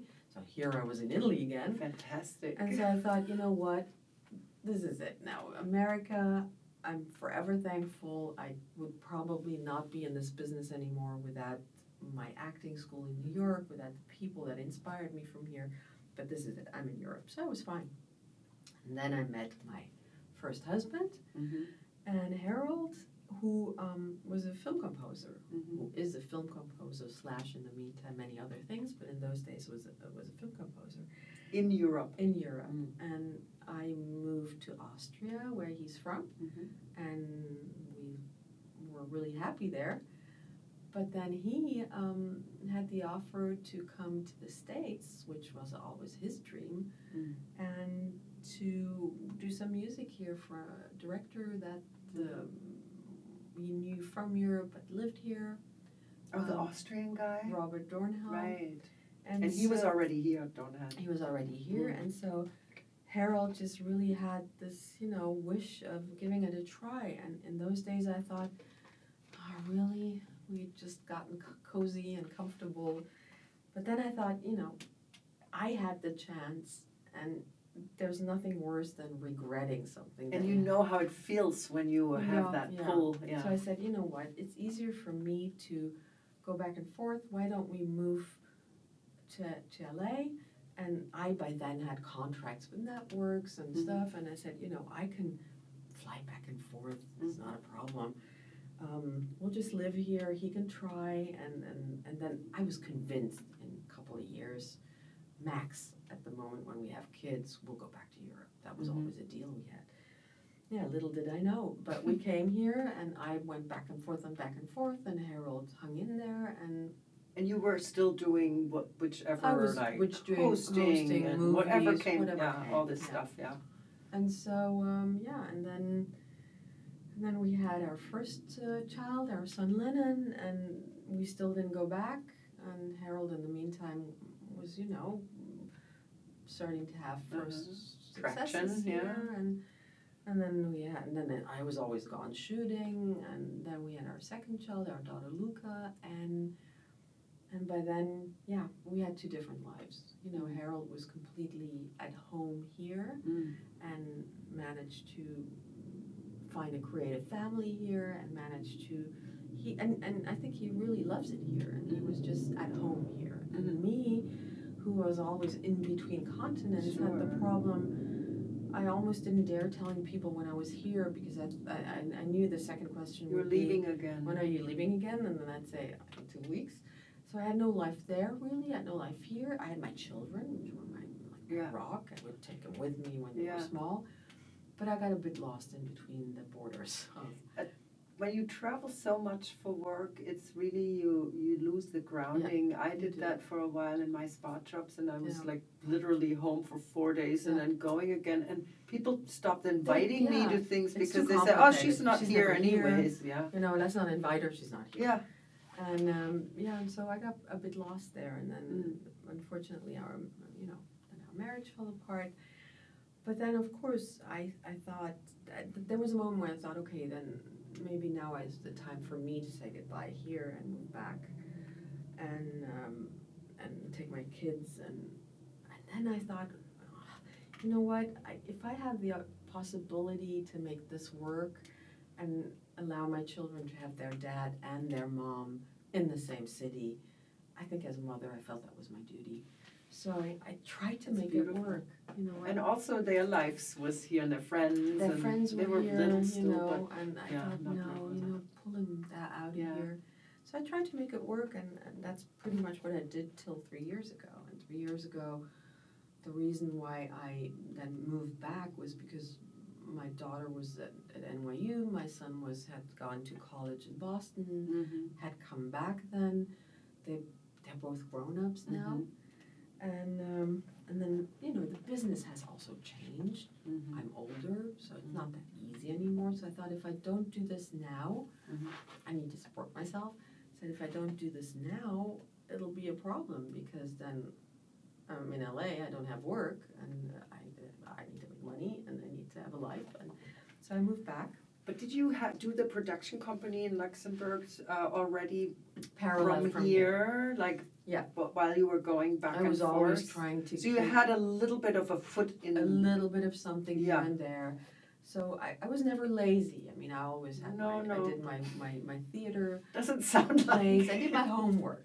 Yeah. So I was not going back to nothing. Absolutely not. You always surprise me also, because you do these things like in the silent, and then all of a sudden you come out with it, and I'm like, what? How did that happen? I admire you for that. Thank you. Yeah. Yeah, and so I went back, and then I thought, okay, you know, I was still always thinking, acting-wise, I did not do what I had hoped to do. Yeah, there was still somewhere still, to go. You know, but I had in the meantime really established myself as a also very good and successful, I mean, whatever that means, theater actress. So there was always creatively, I felt fulfilled. And the rest I thought, yeah, we'll see. And then came the chance of a lifetime. Then came the call for an audition for a series called Bad Bags. And I think I remember when you told me that, when I we were told you, sitting on your terrace, and you said, if that's great, it's going to give me work through da-da-da. And you were only thinking about it really great, it's going to pay the bills, and nobody knew where that thing was going. And it was so amazing, because the director of our first season, Christian Schwachel, God, I admire him, and I always admired him, and I thought, that guy who was such an amazing, a genius in my eyes, a filmmaker, that guy is interested in seeing me and going to casting. I said, how did that happen? They must have forced him or something. Anyway, that's it. I know, you said that back then. And I'm like, so I went, and I think I went 5 or 6 times. And I think by the 5th time I thought, I don't know what they're looking for, but I don't know what else to, I mean, I took it very serious. I took a coach, I worked on it, I worked my butt off for it. And then I remember I'm talking to my agent saying, you know, at this point, why don't they just stop the pain and tell me they don't want me, they don't have to, you know, be nice. I went 5 times, I don't know what else to. She said, yeah, well, let me talk to them. And I'm driving in Luxembourg, and she calls back, and she says, you know something you didn't know, you already have the role.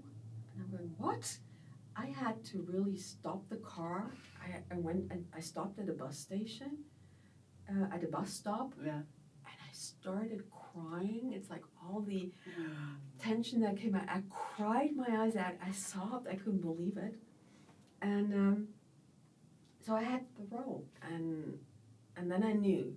Somehow you feel that when it's right. And I knew. I said, this is a once-in-a-lifetime chance. This is a role that is so removed from myself. This is so different. I personally would never have thought of myself for that role. This is such a stretch in a different direction. Desiree, you better get this right. And I worked really hard for it, passionately, and I guess I got lucky, I got it right. And that just completely catapulted me That was a huge, almost like a comeback as an actor. That was like, yeah.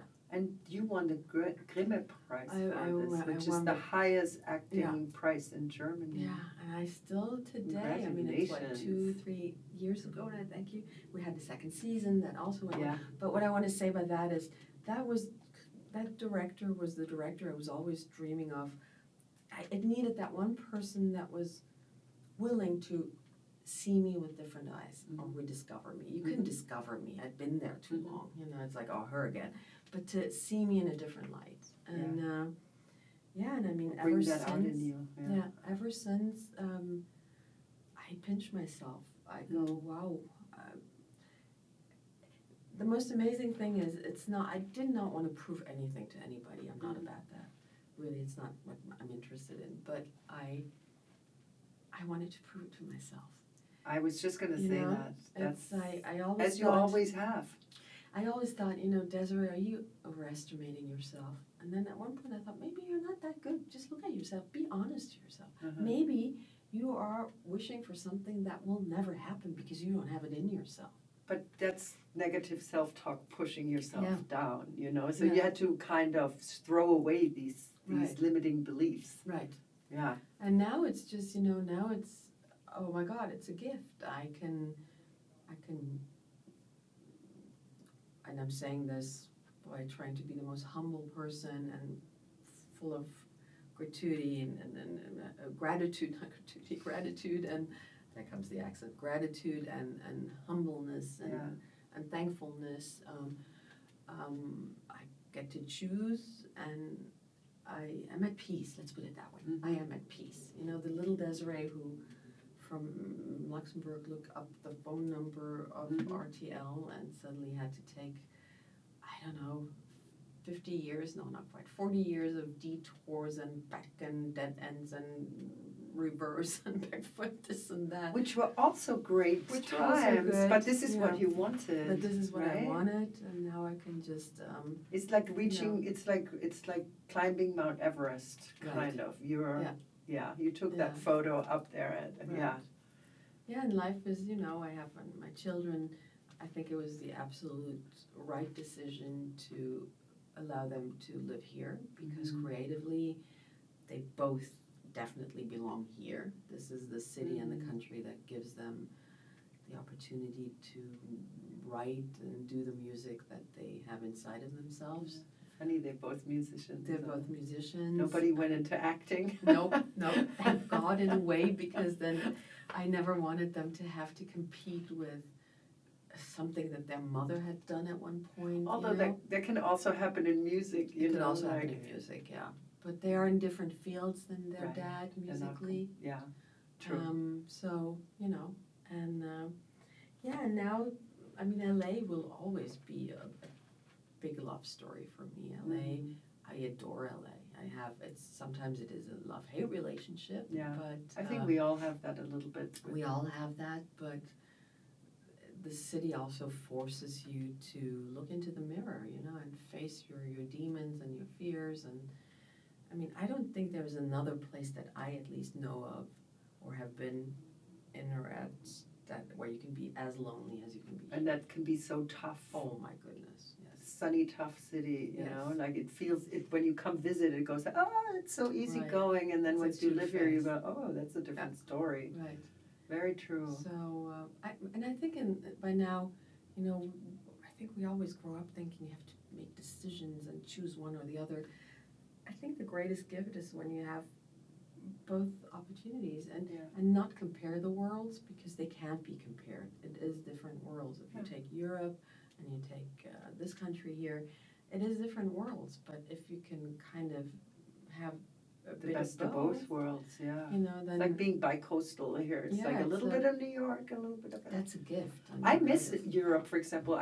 It's my heritage, and so culturally I miss, like, of course I've always traveled there, but I always feel like I want to spend more time, and I get it. And I thought it was very courageous when you made that step back, but also now hearing all your history, it's like, no surprise, because you always move forward. You always. But you know what it is? You're very resilient. You have a lot of resilience. Capricorns. Slow but that steady, they say. I don't know. But it is, at the But end. also courage, resilience, and being like, you kind of fall down and you just kind of stand back up and keep walking. And not everybody Yeah, that's has true. that quality, so I admire that. Thank you. It But takes you're a like lot that of too. strength and It takes strength, and sometimes I think, hopefully down the road, it'll be okay to just rest a bit in terms Yeah. of just.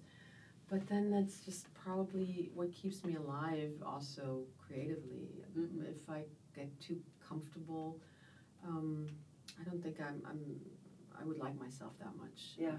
When I'm too comfortable. So. But I think it is, we are always in different ways, but we're always looking for home, for where's your home? Tell me about it. I'm like the Yeah. jack of all trades. I haven't reached my Mount Everest top. But the home, But I'm not looking for that. So the home is the process, I think. Yeah.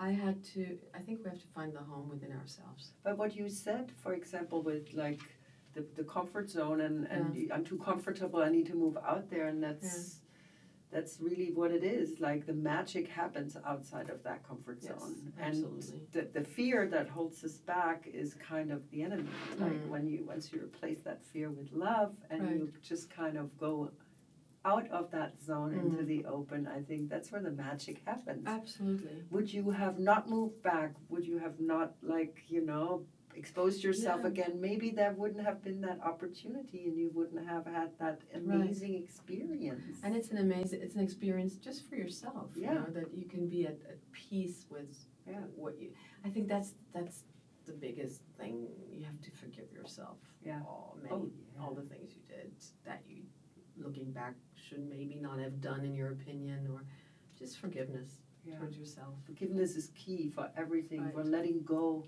of stuff we hang on to. And first we have to forgive ourselves. That's what I mean. Before we can forgive others. Yeah. Yeah, and now, I don't know, I'm curious to see what's going to come. I mean, you and me always talk about sitting under a tree somewhere in the south of who knows where at the end of the day. In our little retirement community. And who knows? I think just staying open and trying to see, look at the bright side. Yeah, that sounds good. Yeah. Life of Brian. Life of Brian. Yes. What time is it anyways? Oh my goodness, it's almost 6. Did we talk long? No, we talked, I have no idea how long these talks are normally. Oh, they can be however long you want them to be. All right. But I think you it sounded like you were wrapping it up. No. I'm just, it's funny because there you can tell that I used to also sit on that chair, meaning I'm always trying to make it, as we say in Germany, round for you. Yeah. Thank you. No, we want the sushi now. No, shoot ahead, ask. I'm not wrapping up, I'm just trying to, I think it's more because I have a hard time talking about myself so much. I think, who's going to be interested? But you have so much to talk about. Yeah, but still, there's so much more important stuff out there. No, everything is important. Yeah. Once we understand that, when we have not the value that we apply to one thing, I think that's also because we always think the grass is greener on the other side. But I learned the hard way, like the grass is actually greener where you water it. Absolutely. I like that saying a lot because that's true. And also that's what you're a testimony to that. What you said, I always like to grow and move forward is but you practice it too. Yeah. And when you practice that, you get good at it because you get good at everything that you practice. From a very young age on, I always got very when you listen to yourself talk, especially when you do interviews or press work, and suddenly you hear the same phrases over and over again. You hear yourself saying the same things, and then I go, oh no, this is not possible, not good. I have the same thing right now doing this. I need to do something, But it's good because that's how we learn and we accept that and it's okay, and then you just grow from it, and next time you make Right. it, do it differently or better. Or, Right. yeah. So a little bird told me that you also started writing a little bit. Yes, another positive thing that came out of this tragic Yeah. Corona Pandemic, time, yeah. that I suddenly caught myself reflecting about my my life, my family, my friends, my work, my everything, and then I thought, oh my God, I thought there's so many things that I had forgotten about and that they pop up. I thought, oh, my kids, I don't know if one day I'm not going to be there anymore. They don't even know these stories. Because I catch myself very often thinking, did I ask my parents all the questions that I had Same. or have? Yeah. What if one day I cannot ask them anymore because True. they're both gone? Will I, oh my God, regret it? Mm-hmm. And so that's how it all started. And I just took down a couple of notes, and I had offers over the years. I was going to ask you, I mean, you had such an A interesting biography, life yeah. from such an early age on. But then there's parts, first of all, I don't like this thing, me, about But me. is that an idea when you got the offers earlier on that you would reject it? I always rejected Okay. it. This has been going on for years. Yeah, I always bet. rejected it. Okay. And now suddenly I thought, there was another offer, and I thought, no, biography, absolutely no way. Mm-hmm. No way. And I'm not going to do it. And then the person said, okay, but we would also be willing to do another kind of book. Do you have an idea? I mean, we're open. Doesn't have to be an autobiography. I like that. And then I said, oh, let me think. Mm-hmm. And while I was sitting here, I suddenly thought the most amazing things when I look back in my life is encounters. Encounters with people, with encounter with my mother, an encounter with my dad, an encounter with my grandfather, with my friends, with this, with that, and then I thought, if I look at it from the perspective of that person that I encountered is the important part and made me part of what I am today, then it's not about me. Understand? I like that approach. And so I thought, there I can make peace with it. And yet you get a little peek into your life because Right. of the people who kind of formed you Exactly. or were Right. inspirations And to so you. I thought, I need to test this. And Uh-huh. one Sunday, I just sat down and I wrote one encounter, just for myself, and and left it there and rewrote a bit. And like 3 days later, I read it and I thought, would I read this if it weren't about me, or would I also be interested in a story like that if I wouldn't know the person? And I thought, yes, because it's actually a testament about a time or an era that's gone. If I look at the difference between how you and me grew up versus how my children grew up, or what they know, what we knew, and it's a time that's gone. Yeah. And I thought that I can find interesting. Yeah. And so yes, so now we have decided that we are working on a book. Great. That will, Congrats. in a way, thank you, tell part of my story, of course, but I have to admit that I got a little reading sample, and yeah, it's I true. really, Yeah, you got a bit. really like your you writing. did get a bit of a Love it. sample. I can't Thank wait you. to read the whole I mean, thing. writing, one encounter and writing a real book, No, I'll but need it's help there. it's so authentic, and it feels like it really comes like from the heart. How you describe the details, and it's really about.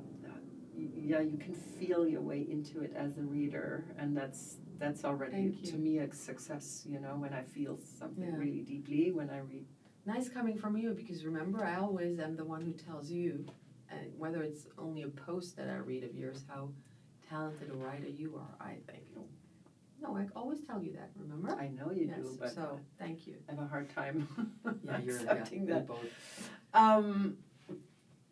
going back to your time when you were doing interviews, because I remember like people mentioned that to me and I didn't even know it, when I think you were 16, like if I would ask you like who were the most interesting and the most kind of challenging people you had to interview. I know everybody who knows you knows about the Klaus Kinski story where you were 16 or something. I was actually 15 when I decided, or let's put it this way, asked him whether I could do an interview kind of / documentary on him. But that's when you were working for yourself, so to speak, right? That is when I was, well, there again, I had always this feeling I did not study anything really. I had to leave school and I thought maybe I need to try to become more of a journalist and do not just introduce a band, but like do really substantial research and interviews. And I was actually at a hotel in Frankfurt at the restaurant downstairs being interviewed myself, while a couple of tables further down, Klaus Kinski sat and was also being interviewed. And since it was later in the afternoon, not many tables were still, busy. And it was just him and me on this side. I had, of course, looked over and thought, oh my God, that's Klaus Kinski. Interesting, because I was in those days very often compared to Nastasia Kinski, so there was a certain thing. And at one point, he spoke very loud, and I don't know what they were talking about. And little did Did he yell at the interviewer? Yes, and a piece of roast beef went flying through the restaurant. And there was this little orchestra, 3-piece orchestra, with a violin and a harp playing Sunday brunch music. And this, I will never forget, and this piece of roast beef lands on the harp. And I mean, you could have heard a pin drop at that moment in the restaurant. And I thought, oh my God, what's going to happen? And then he screamed, turn off this Katzenmusik, this cat music. These 3 people just packed up their instruments to put the roast beef aside and left the thing. He definitely had anger issues. And I thought, oh my God. But of course, I thought, that's interesting, intriguing. So, mind my own business. He leaves, I leave later. And then at one point in the lobby, I see him standing there, and I'm thinking, I'm going to go and ask him out. So I went over there and I said, may I introduce myself? My name is Désirée, and he knew me. I said, I would so love to interview you. Would you agree? And the way of course, sure. I mean, when do you want to do it? Here's my phone number. And I said, are you sure, really? I mean, this is, yes, call me anytime, call me. He gave me his phone number. And then he left. I thought, okay, that's interesting. So I waited a while, and then I tried to think, and then I thought, okay, if I could put together a team, like a DOP and a sound man and myself, and then just follow him around or shoot him for 2 days, and then I could put 45-minute documentary together, that'd be great. And so I did call. The only DOP I knew was a DOP from the movie that I'd done, the sound man the same. So I called these guys. I was 15. I had a little bit of saved money. And I said, would you do that? How much would that cost? And let me organize the flight. He lived in San Francisco, outside of San Francisco. So I called him and I said, so, Désirée, remember? Oh, yeah. I said, well, I would have a little crew together. This was a couple of months later, of course. I said, would you still agree on doing this? Yeah, come on over. Let me know when. And then I said, well, can we talk about dates? Yeah, well, what were you looking at? And I said, well, I could find flights, this and that. So I gave him like 4 days. And he said, okay, fine. And I said, do we have a deal? I mean, this is like, I have my money in this. Yeah, sure, fine, I'm here. So I get this all organized. We needed visas. I mean, this was a big thing for a little Yeah, no kidding. So here we go. We fly. The whole thing is a big deal. We flew over there and checked into some motel that we could afford. And then I called the number and couldn't reach him. I thought, okay, well, maybe, out, and I'll call again later. So late afternoon, I reach him. And he says, who's this? I said, well, hi, it's Desiree, remember? Yeah, we're here, we made it. Oh, what? I said, well, we're here, I'm here with the crew, and we're at the hotel. So all the way from Germany, from Luxembourg, yeah. When can we meet to shoot? Yeah. Oh, I said, I'm not sure I want to shoot this. Get out. Sir, you're ruining me. I mean, this is, he says, well, we have to talk about this first. I said, okay, let's talk. When? He says, okay, you come and see me. I thought, okay. I said, where do you want me to come? He says, piece of paper. I wrote down an address. Yeah. I said, well, how? He said, well, you take a cab, come to this address. Mm-hmm. There's a phone booth. You call me from there. Ooh, that's creepy. Okay.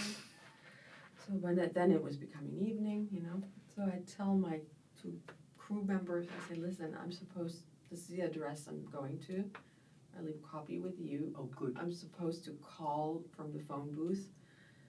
If I'm not back anytime, come and look for me, but I have to do this, otherwise there's no shoot. I took a cab. This cab drove for about 45 minutes. Oh my goodness. It was really outside of San Francisco, the city. And there was a saloon, like a bar, like a really weird bar. The typical, bar with the pink neon sign. And phone booth. And so I called from the phone booth. He said, okay, I'll pick you up. I'm standing there, it's dark. And at one point I see this bright red. It was bright red, I didn't see that at night, but it was bright red. Range Rover, pull up, door opens up, he's at the wheel, he says, hop in. I hopped in, of course, and then I thought, hi. He says, yeah, okay. I said, where are we going? He said, well, I'm going home, and we can talk. I said, okay. And then he starts driving up a hill, stops, opens one gate, but like not a fancy house gate, like a gate, where you have cows or cattle, one of those. Like a farm gate. Mm-hmm. Opens that, drives through, closes it, drives. Next gate, opens that, drives through, closes it, and we get to this really gorgeous, beautiful, high-end log cabin at the top of this mountain where he lived. Mm-hmm. And I thought, okay, I will never ever make it out of here again. Were you scared at this point? Yes, I was. Were you conversing in the car? Yes, I was trying to, make this sound interesting, but I was a bit, You were like, this doesn't feel right. This feels awkward, yeah. Okay. And so he said, okay, have you had dinner? I said, no, I'll make some salad. And Klaus Kinski made you dinner. But what I found really interesting is for those days, he was all into organic. He had his own salad, his own carrots, his own... Growing everything. And then he cut out all the tags out of things, and he was complaining about all the taggings and the brands and the things, and I thought, okay, that's fine, don't get excited, it's fine. So he makes the salad, and we sit, and yeah, he did move over a bit too close for my taste, but I have to say, he did not harm me at all. So we're talking, and so what do you want to do with me? He says, and I explained that I would like to do this documentary and this long interview, and he constantly kept saying, oh, I love just how dumb you are. I just love how naive you are. And I was always thinking, okay, so I tried again. Oh my God, it moves me how dumb you are. It was really like that. What do you do when which he also said in the show, by the way, later. So at one point, we're talking maybe for, I don't know, an hour. At one point he says, I need to go to town, down the hill, pick something up. I'll be right back. And I said, but what about me? He said, I'll be right back. And he leaves. Yeah, I forgot to mention he had a huge German Shepherd dog that I am afraid of German Shepherd dogs. That was in front of the door. And he closes this door, and I hear the car leaving. And I'm thinking, when will he come back? Where am I? I looked and I saw there was the phone, I guess the phone that I had called him on. So I called the motel, and I got my DOP on the phone, and I said, listen, just so you know, I need to get out of here. I'm going to try and make it down to this phone booth down there. Can you guys get a cab and or send me a cab there? To that address that you left them. Yeah, yeah. So they said, okay, good. I said, I don't know how long it takes me to get there because we drove for however long. But you had to walk there. Please send me a cab there. So I hung up, and I couldn't go out the front door because the dog was there. So I had to let myself out the balcony, and it was quite steep, and I fell down. I did hurt myself, and I started running. The only thing I knew was downhill because that's where we had come from.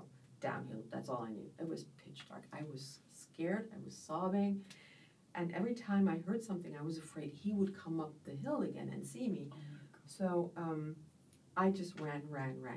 He did not come back. Ran. Made it, I don't know for how long I ran. Made it back so to what was he thinking to leave you there? Made it back down to that phone booth. And there was a cab standing there. They had sent a cab. So I get in the cab, I'm sobbing, and I'm back to my team.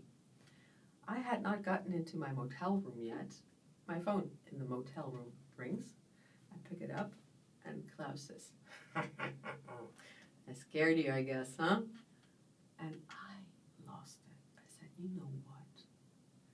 I said, you are the worst person I've ever met.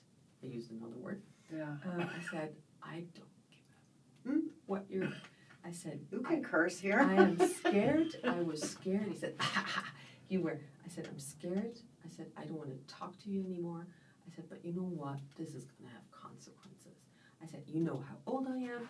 And I said, I came here with a team. I had your permission to do so. And these shitty games that you're playing, you know what? I don't think you're that interesting after all. And Good for you. And I went to my two team members and I said, okay, we're not shooting. So what we can do is, I said, we can have a beer somewhere now, you know. I said, if somebody is willing to get me a beer, I'm underage here. Yeah. I said, and you know what, since we have the flights, those can't be changed, I guess you guys can just sightsee for 2 days and then we'll fly back. That's it, I lost. And so we went, had a drink, went back, I went to bed. And the next morning at 9 o'clock or even earlier, my hotel room rings again. Klaus says, okay, I'll meet you and your team in 2 hours at this and this address, and then you have 2 hours with me, and that's it. And I just said, okay.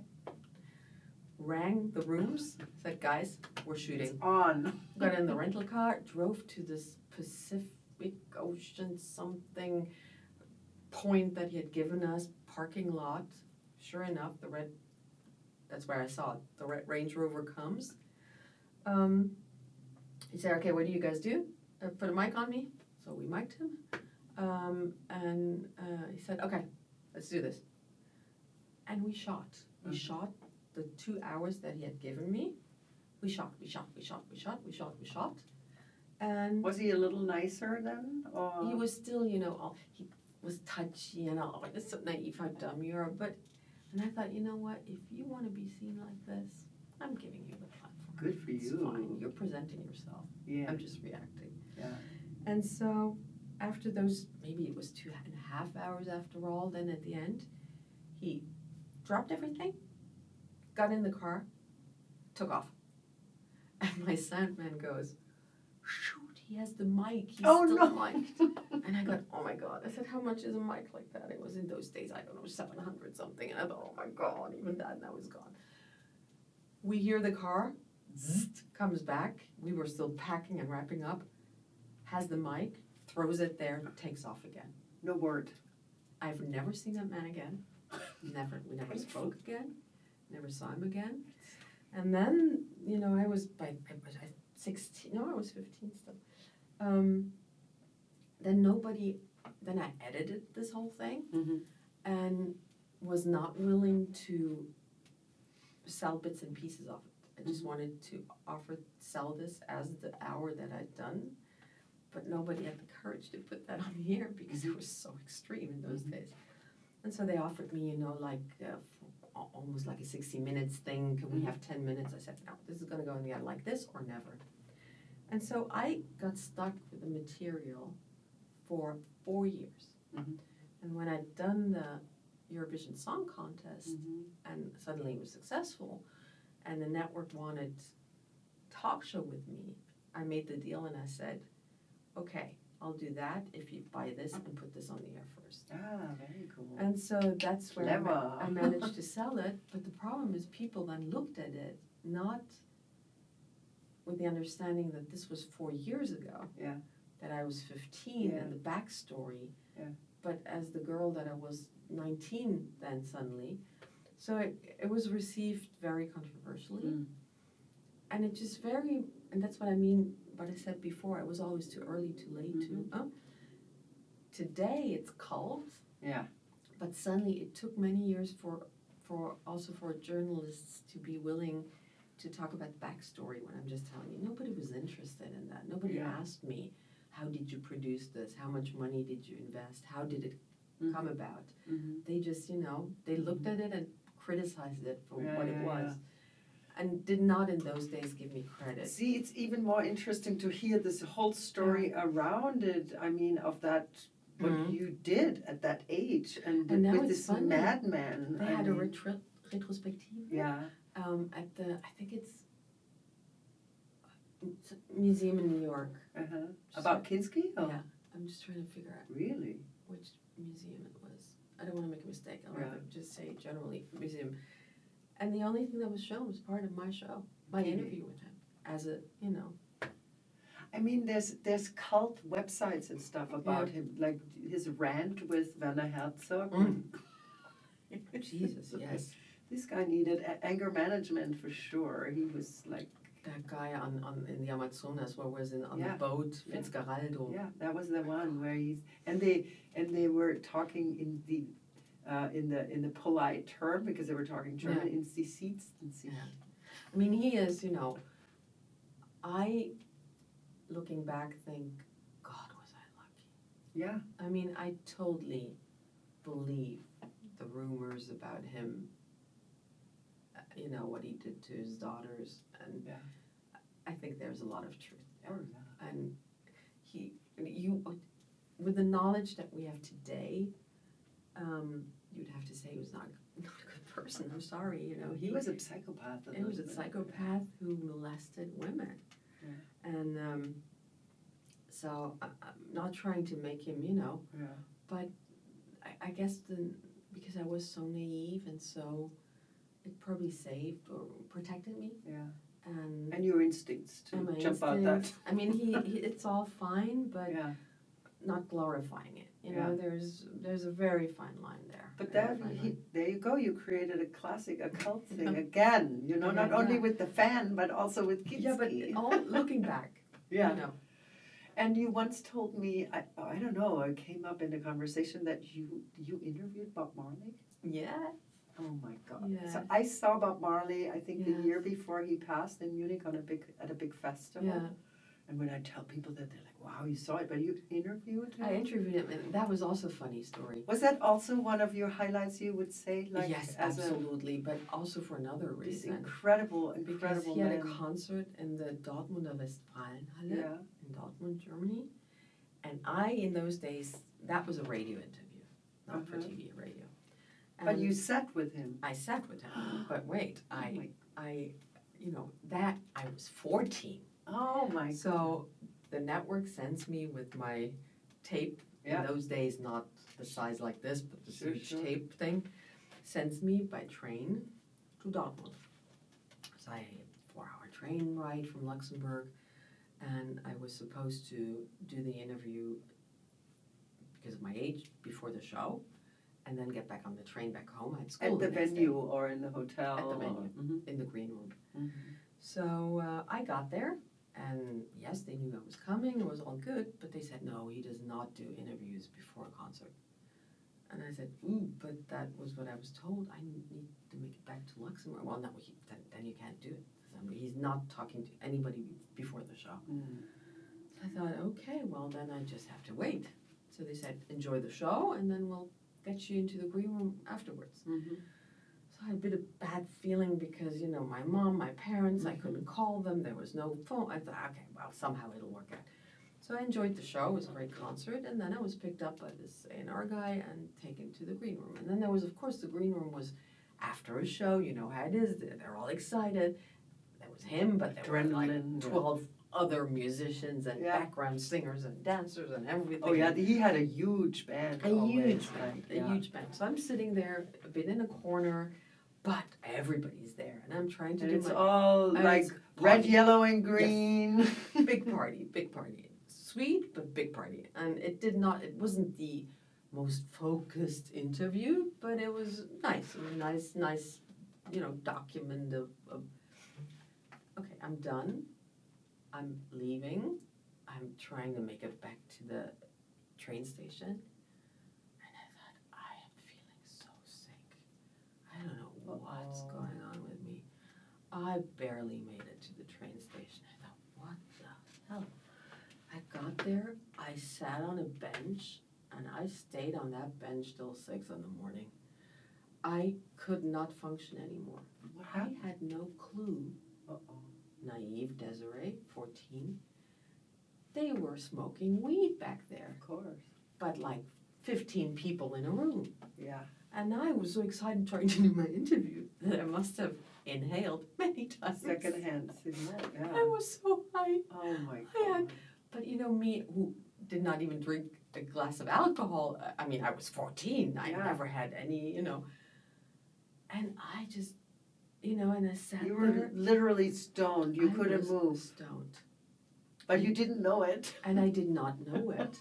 And the next morning then, you know, again, I mean, if you think that'd be my daughter, I managed then to get the train. I managed to make it home. I managed to explain that, you know, what had happened. And then at the network, you know, I had to return the tape and the machine. And I tell the story. And I said, I still didn't know. And they all fell apart laughing. Mm-hmm. And they said, you were high. And I said, I was what? You were stoned. And then I thought, I'd heard of something like that.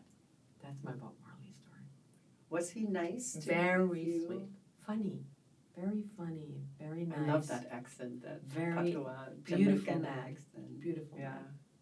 Very, very nice. He's like one of my all-time favorite really wonderful idols. Yeah. Yeah.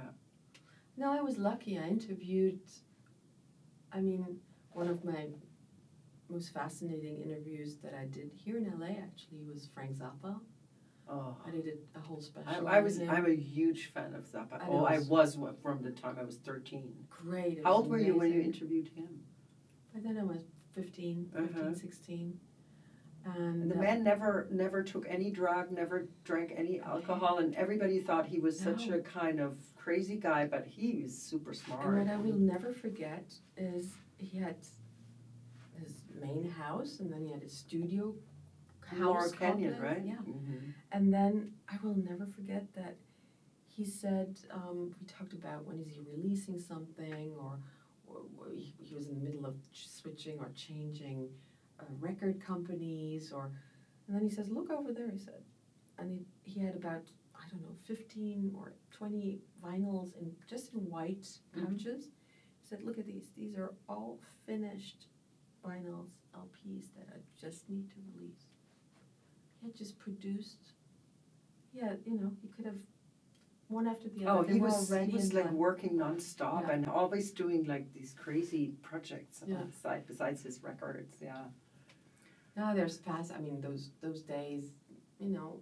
I think also, you know, I don't know if it's my perception of it, but the star system was a bit different. You know, you could still really talk to these people. I felt like, you know, whether it was, I don't know, I interviewed them almost all, from the Stones to David Bowie to Prince had his very, very first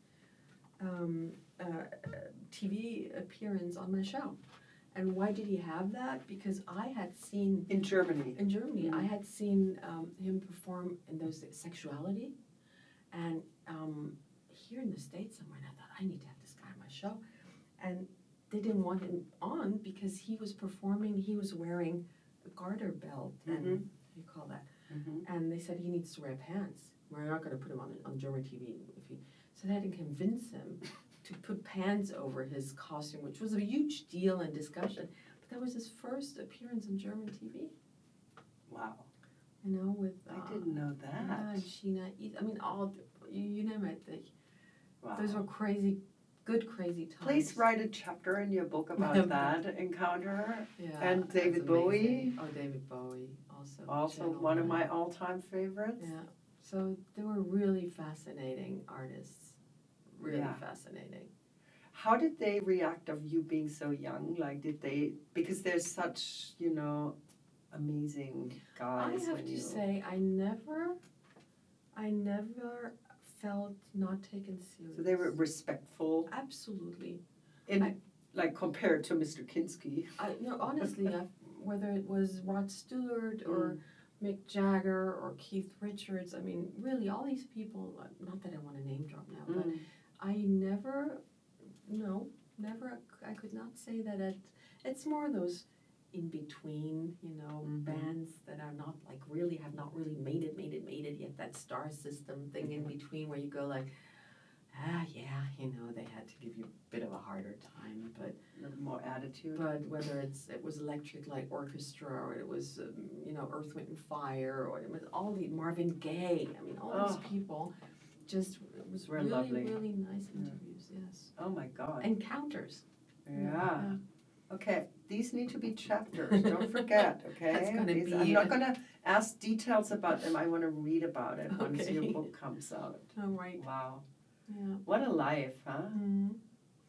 Yeah, quite colorful. So yeah, these stories need to be told because especially even if these people have biographies or people have seen other interviews with them, it's everybody, like you said, has a different perception. Totally. So and this comes through the lens of you, right. So I want to hear them. Yes. Can't wait for your book. We'll see we'll see what makes it into what they'll let me put in there. But now we just have to kind of hang in there and see that we can get back to our semi-normal lives or, loosen up the lockdown. Accept and make peace with the fact that a certain new normal will be part of our life, or at least a while. Yeah.